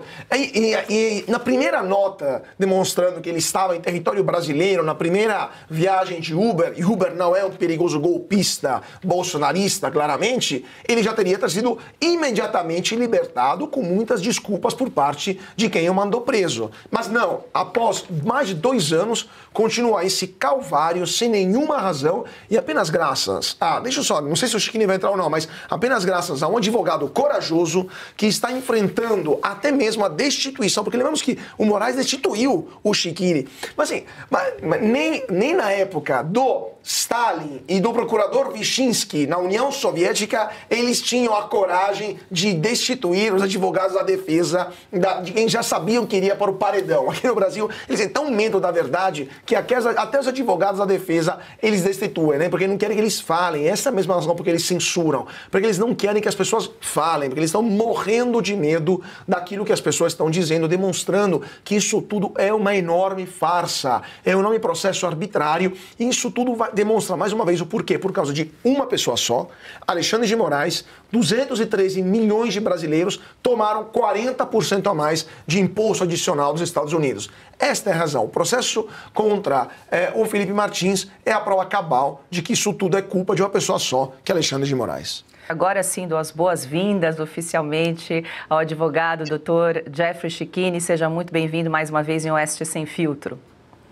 Paula, uma ótima noite. Eu que agradeço o convite, sempre um grande privilégio estar aqui com vocês. Doutor Chiquini, agradeço mais uma vez a gentileza de conversar conosco. Eu vou pedir uma ajuda para o senhor conectar aqui os fatos, porque é tanto absurdo um atrás do outro, a gente tenta entender e ligar os pontinhos, às vezes é difícil até de compreender. O senhor, nesse caso, acusa a PGR de utilizar um documento falso nas suas alegações finais e fala a respeito dessa assinatura do sargento Gomes Neto, que teria um registro de assinatura dele de entrada no Palácio do Planalto. Ali a gente até mostrou 6 grafias diferentes, um perito teria testado que seriam grafias realmente não da mesma pessoa. Agora, como é que é o link, como é que o senhor faz o link com o caso do seu cliente, Felipe Martins? Como é que a gente conecta tudo isso ao caso do Felipe Martins? Paula, muito obrigado pela oportunidade. É gravíssimo o que está acontecendo. O Brasil sabe que Felipe Martins foi preso por uma viagem que não fez. É público e notório. Terminamos a última sexta-feira com o CBP americano dizendo oficialmente que o documento que prolongou a prisão de Felipe Martins é um documento falso.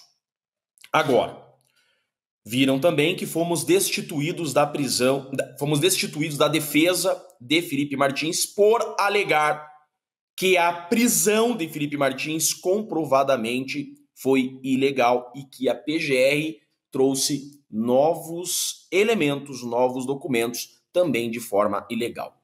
Eu vou explicar exatamente para vocês o que aconteceu. Terminada a instrução, Paulo, o que acontece? O processo ele corre da seguinte forma. Testemunhas são ouvidas, os réus são interrogados e parte para as partes fazerem suas alegações finais. Alegações finais são a última oportunidade que a acusação e a defesa têm para se manifestar. E nas alegações finais, Paula, você não pode mais trazer novos elementos. O que acontece? Felipe Martins, quando ele é colocado em liberdade lá atrás, né?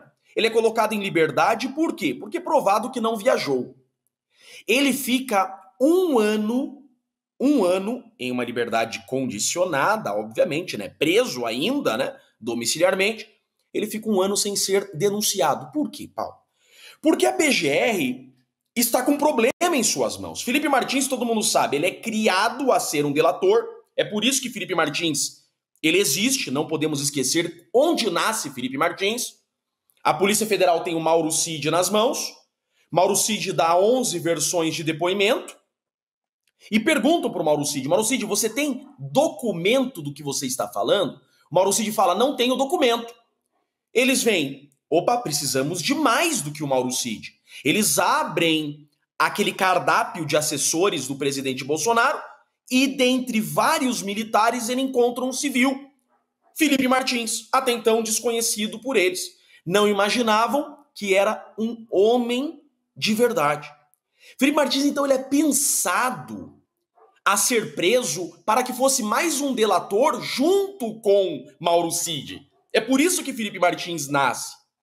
Só que cometem um grande erro. Eles prendem Felipe Martins por uma viagem que ele não fez, mas a defesa de Felipe Martins, muito aguerrida, prova que o documento que o prendeu é falso e ele é colocado nessa liberdade condicionada. Acontece que, passado um ano, a PGR, ao invés de assumir o erro, bater no peito, ter a hombridade de pedir desculpa para o Felipe, que ficou preso 6 meses, não. Eles criam uma acusação. Então aquilo que antes era apenas uma viagem, eles colocam na boca do Mauro Cid o seguinte: Felipe Martins participou de reuniões golpistas e fez a minuta golpista. E o Felipe Martins é processado. Durante as audiências, nós fizemos questão de divulgar, inclusive isso, eu divulguei vários recortes, porque o Brasil tem que ter ciência quão quão farsante é essa acusação. Nós divulgamos vários trechos dessa audiência. Eu pergunto pro Mauro Cid: Mauro Cid, essa minuta é a minuta do golpe que Felipe Martins fez? Mauro Cid diz que não, então isso cai por terra. Qual o problema sobra? Agora sim, o ponto da tua pergunta e da minha resposta. Sobra então a discussão sobre as reuniões. Por quê? A PGR vem com um documento que ninguém sabe de onde surgiu na acusação. Felipe Martins participou de 2 reuniões importantes, diz a acusação, dia 7 e dia 9. Como que a PGR prova isso? Eles vêm com uma planilhazinha que ninguém sabe de onde surgiu, que a própria PF fez. E o nome do Felipe está escrito Fê, com F-E. Quando a gente olha aquilo, nós que estamos acostumados na advocacia criminal em enfrentar o poderio estatal, Paulo, nós estamos acostumados com isso. Nós fomos atrás de documentos oficiais. Nós pegamos um documento oficial, publicado, Paulo, em Diário Oficial da União, já em janeiro de 2023, então a gente pega um documento do governo Lula. Olha isso. A gente pega um documento do Diário Oficial de registros de entrada no Palácio da Alvorada. De um lado você tem esse documento da PGR sem origem, criado dentro da Polícia Federal. Do outro lado você tem um documento oficial do site do governo Lula, dizendo que naquelas datas Felipe Martins não esteve no Palácio da Alvorada.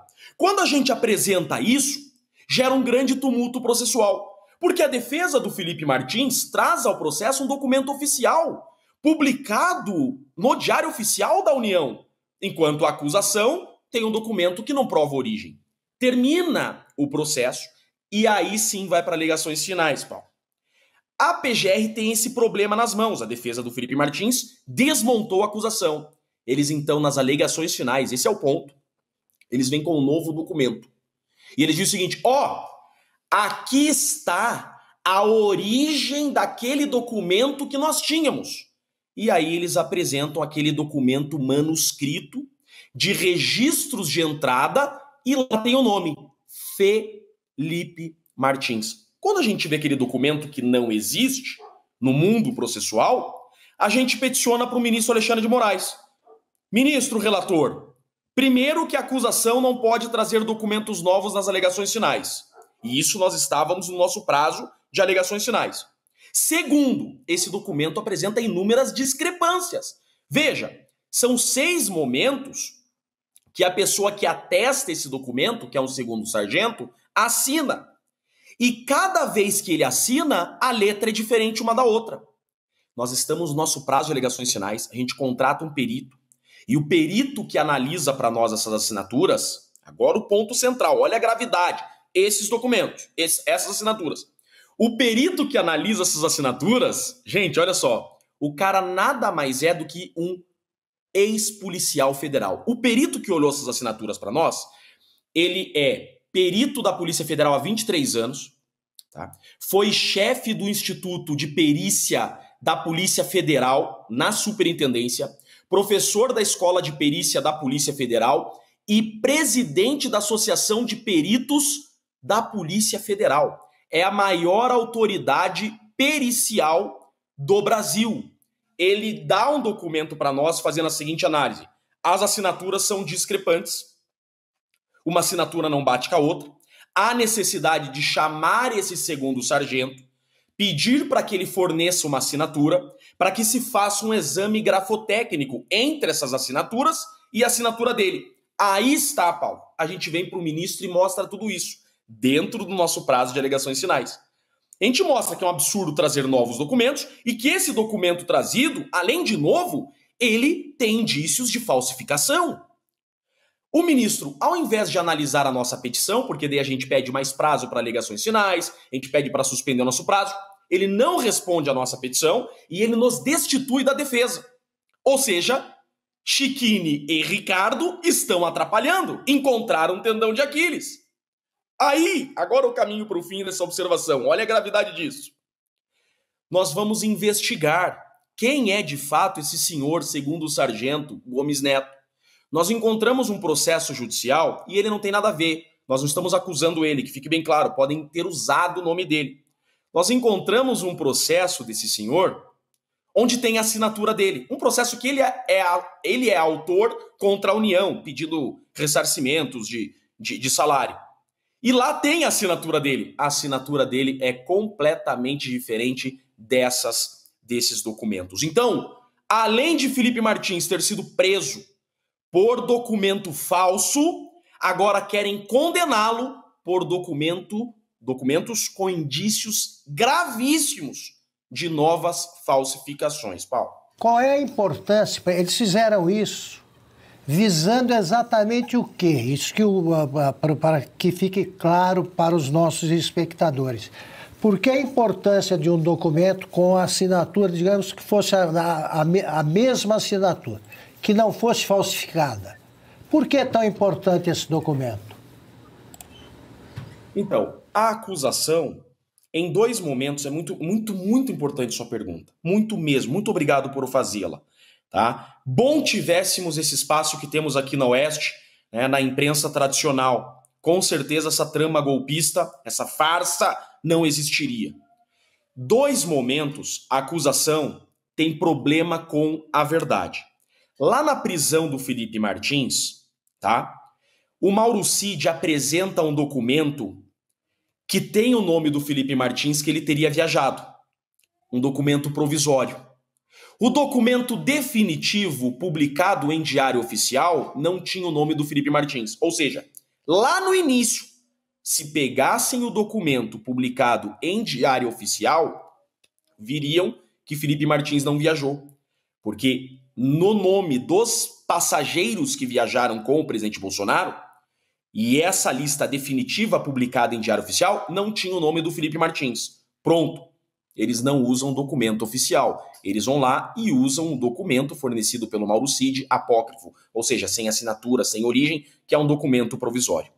Agora, eles fazem o mesmo erro, tá? Obviamente que proposital, eles cometem o mesmo erro com relação a esses registros de entrada. Há registros de entrada no Palácio da Alvorada publicados oficialmente no Diário Oficial. Eles não trazem o documento publicado em Diário Oficial. O que eles trazem? Eles trazem uma planilha que ninguém sabe a origem, onde foi feita, que o nome do Felipe também está escrito Felipe. Aquele documento que prendeu ele da viagem é Fê. Esse documento que diz que ele entrou no Palácio da Alvorada é Fê também. E é também um documento qualquer, sem origem e não oficial. Nós buscamos o documento oficial. Então, nos dois casos, tem documento oficial. E o documento oficial de registros de entrada naquelas datas, naquelas reuniões que eles falam das reuniões golpistas, os registros oficiais não têm o nome do Felipe. Então, desde o início, Felipe não seria preso e não seria processado se a Polícia Federal, se a PGR tivessem a hombridade de usar só documentos oficiais. Eles insistem em utilizar documentos não oficiais para acusar pessoas. Nós, da defesa, estamos usando documentos oficiais do Estado. Olha só que coisa! Nós estamos utilizando documentos oficiais do Estado contra o Estado que acusa injustamente Felipe Martins. Perfeito, doutor Cicchini. Muito obrigada pelos esclarecimentos. Agora ficou mais claro para a gente entender esse caso, né, essa denúncia que o senhor faz em relação à PGR, ao uso desses documentos, qual seria a intenção aí da acusação no caso do Felipe Martins. Agradeço muito a gentileza do senhor entrar conosco nesta quarta-feira. Bom trabalho, até uma próxima. Eu que agradeço de coração, um grande abraço e preciso deixar aqui meu agradecimento a esse chat maravilhoso, essa audiência maravilhosa de sempre. Para te contar um bastidor, um entreveiro aí entre os ministros Gilmar Mendes e Luiz Fux, que protagonizaram uma discussão bastante acalorada no Supremo Tribunal Federal nesta semana. O embate ocorreu durante o intervalo de uma sessão plenária, depois que Gilmar criticou Luiz Fux por ter suspendido um recurso do senador Sérgio Moro, que busca reverter uma ação por calúnia contra o próprio ministro Gilmar Mendes. O placar estava em 4-0 pela rejeição do pedido de Moro, quando Fux pediu vista do caso, pediu mais tempo para análise. Em tom irônico, Gilmar Mendes disse que Fux precisa de terapia para se livrar da Lava Jato e o chamou de figura lamentável. Ele também criticou o voto de Luiz Fux no julgamento que absolveu o ex-presidente Jair Bolsonaro e condenou o tenente-coronel Mauro Cid, dizendo que o voto de 12 horas não fazia o menor sentido. Fux reagiu, defendendo seu posicionamento e dizendo que havia agido conforme sua convicção jurídica. O confronto foi presenciado por outros ministros que estavam na sala e saíram diante da tensão. Até o momento, nenhum dos dois se pronunciou publicamente sobre o episódio. Augusto, a gente traz esse bastidor, foi publicado aí pela Folha, não sei se a pedido de um dos ministros envolvidos aí no bate-boca, talvez ele queira essa repercussão para mostrar realmente o racha, o embate dentro do Supremo Tribunal Federal, mas uma discussão bastante acalorada, né, desgastada. O Gilmar Mendes tem um passado aí que não o favorece, né? Ele tem, por exemplo, o costume desolador aí de telefonar para patrões pedindo a demissão de funcionários. Pediu a minha, pediu a do Guzzo, já fez isso 300 vezes. Ele teve brigas feias, todas provocadas por ele, com o Luiz Roberto Barroso, com o Joaquim Barbosa, ele chamou de covarde o Nunes Marques, né, dizendo não haverá salvação para o juiz covarde depois de um voto qualquer ou de qualquer decisão tomada pelo Nunes Marques. Ele acha que ser decano é a mesma coisa que ser o Morubixaba da tribo, sabe? É o pajé, então, pela antiguidade. Ele está lá desde 2002. 2002. Não é isso? Foi no Fernando Henrique, no último ano. No último ano teve em conversa com o Fernando Henrique, numa boa, duas coisas eu cobrei sem encontrar explicação. Renan Calheiros na Justiça, Ministério da Justiça e Gilmar Mendes aí. Que você põe nesse negócio aí, naquela época você punha o jurista que não servia para nada, aí no governo você punha lá. Alguma coisa ele fez, algum favor. Agora ele briga com todo mundo, tendo uma ficha que eu resumi outro dia na Oeste, só dando os caras que ele beneficiou com decisões monocráticas ou habeas corpus. A lista é de matar. Vai do Abdel Maci, aquele doutor em estupro, ele ao Zé Dirceu, passando pelo que você pode imaginar, inclusive o Sérgio Cabral. É graças a ele que o Sérgio Cabral agora indica filmes policiais em fim de semana, que a gente deve ver. Basta o caso de polícia que ele né? Não precisa mais nenhum. Se você filmar a história do Sérgio Cabral, você vai assustar plateias de qualquer país democrático E olha, é coisa de dar cadeia para quem soltou e para quem foi solto. O Consta, a gente observa aí um ambiente de bastante pressão, né? A panela de pressão no Supremo. A gente viu aí a aposentadoria do ministro Luiz Roberto Barroso, que pediu para sair. A gente espera que isso não aconteça tão breve, né? Pelo menos não nesse governo Lula. Mais um dá, né? Pois é, né? E cada vez vai botando gente mais jovem, como o próprio Messias, e vai mantendo o aparelhamento por décadas, né? Agora, quanto a esse bate-boca aí, esse entrevero, né, chama atenção que o Gilmar Mendes está apenas sendo coerente com aquilo que ele afirmou há um tempo atrás, de que são todos admiradores do regime chinês agora, né? Ou seja, ele não aceita a dissidência. É tanta arrogância, tanta soberba, né, que ele não admite que o Fux, que aliás é o único juiz ali, né, tenha votado da forma que votou na questão do Bolsonaro.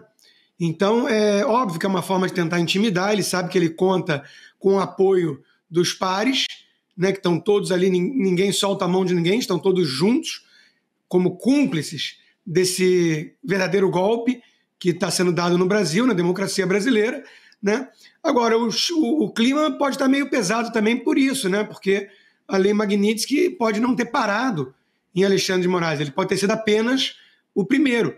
E uma lei Magnitsky na vida de um Gilmar Mendes junto com a senhora Guiomar, olha, isso faz um estrago e tanto, hein? Acho que está efeito também Magnitsky, está desespero, sessão desespero? Não, primeiramente porque o único voto decente no processo contra o Bolsonaro foi do Luiz Fux. Então, para Gilmar... voto exemplar. Um voto exemplar. Aquilo foi uma aula de direito.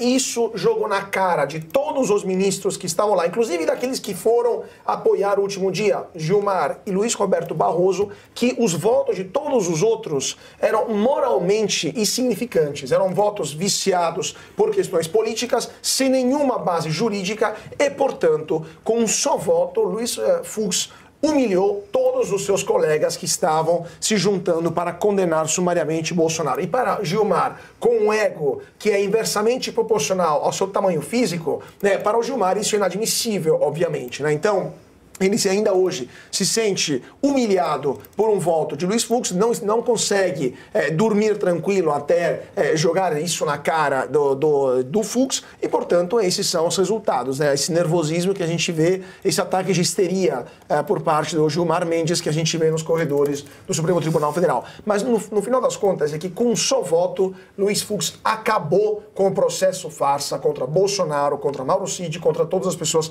que foram condenadas, né, no mês passado. Foi simplesmente mostrando que o direito fala outra coisa e que a realidade era completamente diferente daquilo que os outros ministros da primeira turma que tentaram pintar e acabaram condenando. Bom, agora eu trago uma atualização do estado de saúde do ministro do Supremo, Luiz Roberto Barroso, que recebeu alta médica nesta quinta-feira, depois de passar a noite internado num hospital em Brasília.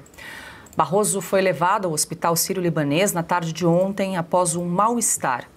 A suspeita inicial era de um quadro viral. O ministro apresentou melhora e deixou o hospital. Segundo o Supremo, ele segue em casa sob orientação médica e vai continuar o tratamento com medicação. E aqui um alerta. Nas redes sociais circulou uma reportagem falsa atribuída à Revista Oeste com o título Barroso descobre que não terá o visto de volta e vai parar no hospital.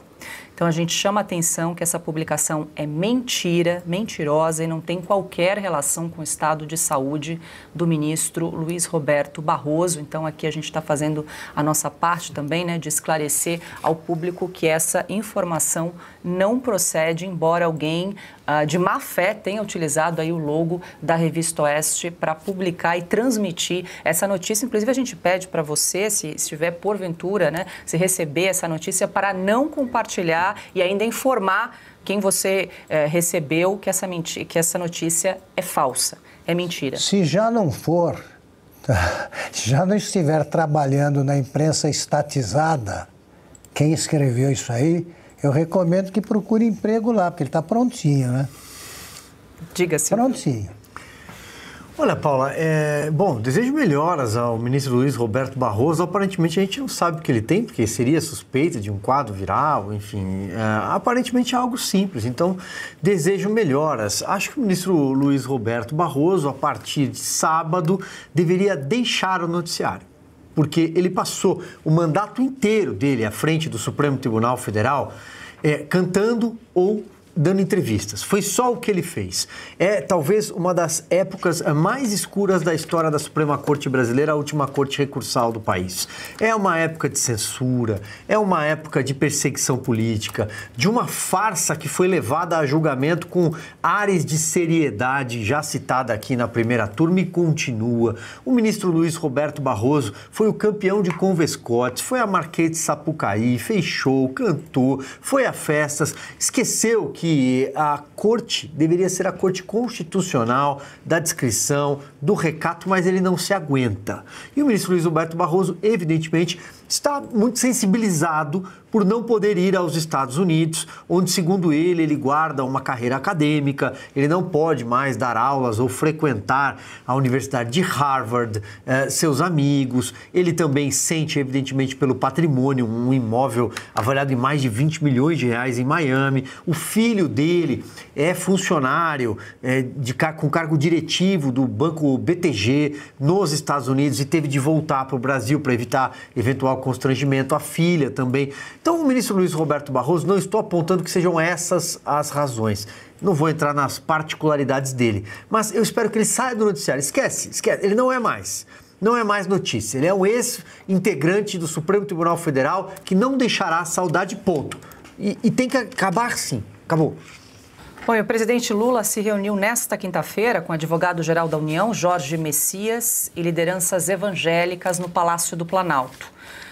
Evangélico, Messias é um dos favoritos para ocupar a vaga no Supremo Tribunal Federal, aberta então com a aposentadoria antecipada do ministro Barroso. O bispo Samuel Ferreira, da Assembleia de Deus de Madureira, e o deputado Cezinha de Madureira participaram do encontro no gabinete do presidente. A ministra Gleisi Hoffmann também compareceu. Lula disse que o encontro foi especial, de emoção e fé. Ao final da reunião, o grupo fez uma oração. Constantino, a gente exibe na tela, tá aí, ó, uma reunião de juristas, né, com notável saber jurídico, reputação ilibada, e todos fazendo uma reunião com Gleisi Hoffmann, presidente, Jorge Messias, todos ali em oração. E alguns veículos já estão repercutindo, consta, que a indicação do Messias pode ser confirmada ainda hoje. A gente está aguardando aqui a atualização, nada confirmado ainda, mas alguns veículos já estão dando que é bastante possível, aí, depois dessa reunião, desse círculo de oração, que a indicação seja confirmada. Olha, quando vê essa imagem, realmente eu penso no Nelson Rodrigues, que dizia do Dom Helder Câmara, né, que ele só olha para cima para ver se vai chover ou não. Né, a única hora que ele olha para o céu. Né? Então, acreditar na sinceridade da fé dessa turma aí, né, é óbvio que eles estão explorando o fato de Messias ser um evangélico, né, para fins políticos. Agora, eu estou curioso para ver, se for essa a indicação mesmo, como é que fica a sabatina no Senado. Porque até hoje, a sabatina no Senado serviu para nada. Ela até hoje foi um chá das 5, muito, muito diferente do que acontece aqui nos Estados Unidos. Aqui nos Estados Unidos, para o sujeito passar pelo crivo da indicação, né, pelo crivo do Senado, para uma indicação dessas da Suprema Corte, olha, a sua vida é esmiuçada e ele tem que responder umas questões bem duras ali. Né? O Messias não precisa ir muito longe no histórico dele. Né? Ele, na AGU, já está agindo como se fosse o advogado-geral do Lula, né? E destruindo uma instituição importante. Né? Então, pelo excesso de personalismo. Então, como é que alguém assim vai agir com um mínimo de decoro, de imparcialidade no STF? Né? Mas há muito tempo que isso passou a ser um luxo, uma coisa boba, né? Uma afetação da burguesia, da classe média, que se preocupa com esses detalhes.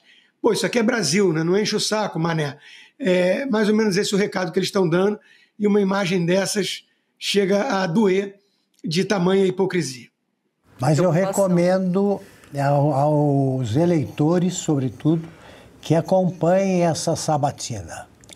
Alguns participantes vão ser candidatos à reeleição. É a hora de dar o troco. Vamos ver como eles se comportam. Eu imagino. Já dá para pressentir o comportamento deles. Mas não custa recolher mais essa prova de crime. Que aprovar o Messias é crime. Ou devia ser considerado como tal. Agora, você se referiu ao Nelson Rodrigues, né?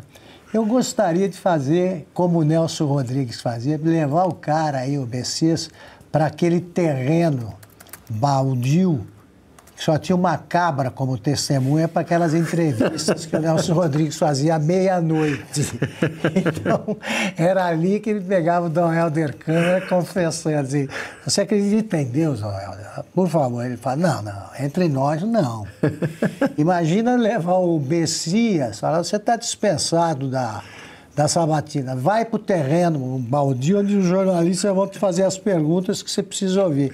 Ele ia confessar tudo. É personagem do Nelson Rodrigues. Deixa rapidamente que essa imagem que nós exibimos aí dessa reunião com Jorge Messias, o presidente Lula e alguns pastores aí com a Gleisi Hoffmann, fez o nosso aqui, Silvio Navarro, nosso HD externo aqui, lembrar de uma outra imagem. Só o Silvio para lembrar uma operação da Polícia Federal, Caixa de Pandora, lá de 2007, Silvio Navarro. Conta pra gente, explica essa cena, essa imagem. Não, essa história é maravilhosa, porque entre os anos de 2007 e 2009, tem um estopim ali em 2008, era o governador do Distrito Federal, era José Roberto Arruda, aquele mesmo que chorou no Senado, jurou pelos filhos e depois teve de renunciar, mas aí depois ele volta a ser governador do Distrito Federal e enfrenta um outro esquema de corrupção. Esses aí, eles eram hoje ex-deputados distritais, né? O equivalente ali a um deputado estadual no Distrito Federal, da base do Arruda. E essa cena é conhecida como a oração da propina. Então a operação foi chamada de Caixa de Pandora pela polícia e tinha um delator na época que o nome dele era... Durval Barbosa. Durval Barbosa. Ele tinha uma videoteca, ou seja, ele filmava os deputados recebendo a propina e as reações dos deputados distritais quando recebia. Então, por exemplo, tem dinheiro na calcinha, dinheiro na bolsa, e esses aí, que eram de família ligada à igreja, eles rezavam cada vez que chegava a propina. Então, eles se reuniam e agradeciam a Deus pela graça alcançada, pela propina que chegava. Dos anedotários da política brasileira. Muito bom. Muito bem lembrado, Silvio Navarro, ela foi ótima. E o Partido dos Trabalhadores divulgou uma nota nesta quinta-feira condenando a operação da Agência de Inteligência dos Estados Unidos na Venezuela. Segundo o PT, a atuação da CIA no país é uma afronta à soberania nacional e uma violação do direito internacional. O partido também afirmou que os Estados Unidos têm histórico de intervenções voltadas à mudança de regimes considerados hostis por Washington. Ontem, o presidente Donald Trump confirmou ter autorizado a ação da CIA contra o narcotráfico na ditadura de Nicolás Maduro. Segundo o governo americano, o objetivo é combater o Cartel de los Soles, ligado às Forças Armadas venezuelanas, e responsável pelo envio de drogas aos Estados Unidos. E a vice-presidente da Venezuela, Delcy Rodrigues, teria oferecido aos Estados Unidos 2 planos de transição do governo sem a presença de Nicolás Maduro. Segundo o jornal Miami Herald, as propostas foram apresentadas à Casa Branca em abril e setembro, com intermediação do Catar e o próprio aval de Nicolás Maduro. O primeiro plano previa a renúncia do ditador, garantias de segurança e o acesso dos Estados Unidos ao setor de petróleo e mineração venezuelano. A segunda proposta incluía um governo de transição liderado por Delcy e pelo ex-ministro Miguel Rodrigues Torres, atualmente exilado na Espanha. Nesse cenário, Maduro buscaria exílio no Catar ou na Turquia. Segundo fontes ouvidas pelo jornal, os planos foram rejeitados pela Casa Branca, que vê nas propostas tentativas de manter as estruturas criminosas do regime sob um novo disfarce. Cauty, eu quero te ouvir, a gente traz essa apuração do jornal americano, do Miami Herald, dessa possibilidade aí de um governo de transição na Venezuela. Pois é, primeiramente, Paula, pegando essa nota do PT, francamente surreal, que não fala em nenhum momento que a Venezuela é uma ditadura, acusa a CIA de violações dos direitos humanos e Maduro faz o quê? Exatamente, liderança do PT. Maduro está lá cortando a grama da Venezuela tranquilo e não está torturando opositores políticos, não está obrigando ao exílio, por exemplo, o candidato à presidência que ganhou as últimas eleições fraudadas por Maduro. Maduro não está censurando a mídia crítica, não está perseguindo qualquer pessoa que o conteste, não está matando o seu próprio povo nas ruas e temos as imagens de tanques de guerra venezuelano que atropelam as pessoas. Desde 2017 acontece isso. Disso tudo, a nota do PT não fala absolutamente nada, ou seja, é mais um episódio de vergonha que o PT passa e não tem a mínima noção daquilo que estão escrevendo. Dito isso, é claro que o governo americano sabe muito bem que o regime venezuelano está frágil, está fragilizado e é apenas necessário um pequeno empurrão para que caia sozinho, porque o petróleo está a um nível muito baixo, o custo, a cotação do petróleo está muito baixa e, portanto, não consegue financiar esta enorme estrutura clientelar que se tornou o Estado venezuelano, que, adivinham só, com bolsas, subsídios, auxílios, e está tentando comprar ainda o suporte de parte da população. O Estado venezuelano está corrompido por dentro pelo narcotráfico também. Muitos generais venezuelanos são cúmplices do narcotráfico, ou seja, é um caos, uma anarquia total, é um Estado falido, hiperinflação, 1/3 dos venezuelanos foram embora, fugiram do país e, portanto, é necessário apenas um empurrãozinho para que o governo de Maduro, o regime, a ditadura de Maduro caia. Então, assim, qualquer tipo de negociação por parte dos venezuelanos é inútil, porque os americanos sabem que é só esperar uma questão de tempo, eles vão colapsar sozinhos. Não será nem necessária uma intervenção militar, os americanos não querem se enfiar em uma nova aventura como essa, das quais não sabem como vão sair, é simplesmente aguardar, esperar, ameaçar um pouquinho, cortar especialmente as rotas de narcotráfico que alimentam esse regime e o Maduro irá embora, irá colapsar sozinho. A própria vencedora do Prêmio Nobel da Paz, a Corina Machado, sabe disso, portanto é apenas sentar e aguardar. Quero ouvir o Consta também, a gente reuniu esses dois assuntos, Consta, a gente trouxe a nota do PT condenando aí a CIA, né, a inserção da CIA na Venezuela pelo governo dos Estados Unidos e essa proposta de transição. Você também vai na linha do Cauty, que esse é o momento mais de aguardar uma Venezuela fragilizada, que a queda de Nicolás Maduro é inevitável, Consta? Eu não sei se é inevitável, mas eu sou totalmente a favor de um empurrãozão dos Estados Unidos, né? Rebatendo a notinha de DCE do PT, né, os Estados Unidos nunca tiveram pretensões imperialistas, colonialistas. Essa é uma mancha que a Europa carrega e, em vários casos, aquilo era comum à época, mas em vários casos o colonialismo não fez apenas mal para suas colônias, é preciso lembrar disso. Mas não vou nem entrar nessa polêmica agora, né? Os Estados Unidos compraram Louisiana da França, compraram Alasca da Rússia, anexaram parte do território do México quando teve a guerra, né? Mas quando teve a guerra, por exemplo, contra a Alemanha e eles venceram, mesmo sendo os atacados, o que eles fizeram? Ajudaram a reconstrução da Alemanha, que virou um dos maiores PIBs do mundo. Mesma coisa com o Japão, mandaram o general MacArthur lá, ajudou na reconstrução toda, e os japoneses seguem vida com autonomia, com a autodeterminação dos povos. Os Estados Unidos nunca quiseram, nem no Iraque. O Iraque, todo mundo acusava que era apenas interesse no petróleo. Tudo. Cadê? Cadê essa acusação sendo comprovada com os fatos depois? Né? Então, os Estados Unidos, ao contrário dessa turma que não consegue projetar outra coisa além daquilo que vê no espelho, os Estados Unidos não fazem as coisas apenas por interesses comerciais e grana e acúmulo de poder ou território. Os Estados Unidos têm princípios que são cobrados muitas vezes pela própria população. É um país diferenciado nesse aspecto, porque foi fundado de maneira diferente. né? Então, os Estados Unidos têm todo o interesse, sim, em derrubar o regime do Maduro, porque é um regime nefasto, cruel, opressor, bem na vizinhança. Então, ele tem interesse em ver a Venezuela em mãos democráticas. Que bom que esse interesse americano existe, porque se depender do Lula e do PT, né, a Venezuela é apenas uma democracia relativa, não devemos nos meter. Agora, vamos nos meter no próprio governo americano, porque o Trump é uma ameaça e por aí vai. Quer dizer, são cínicos.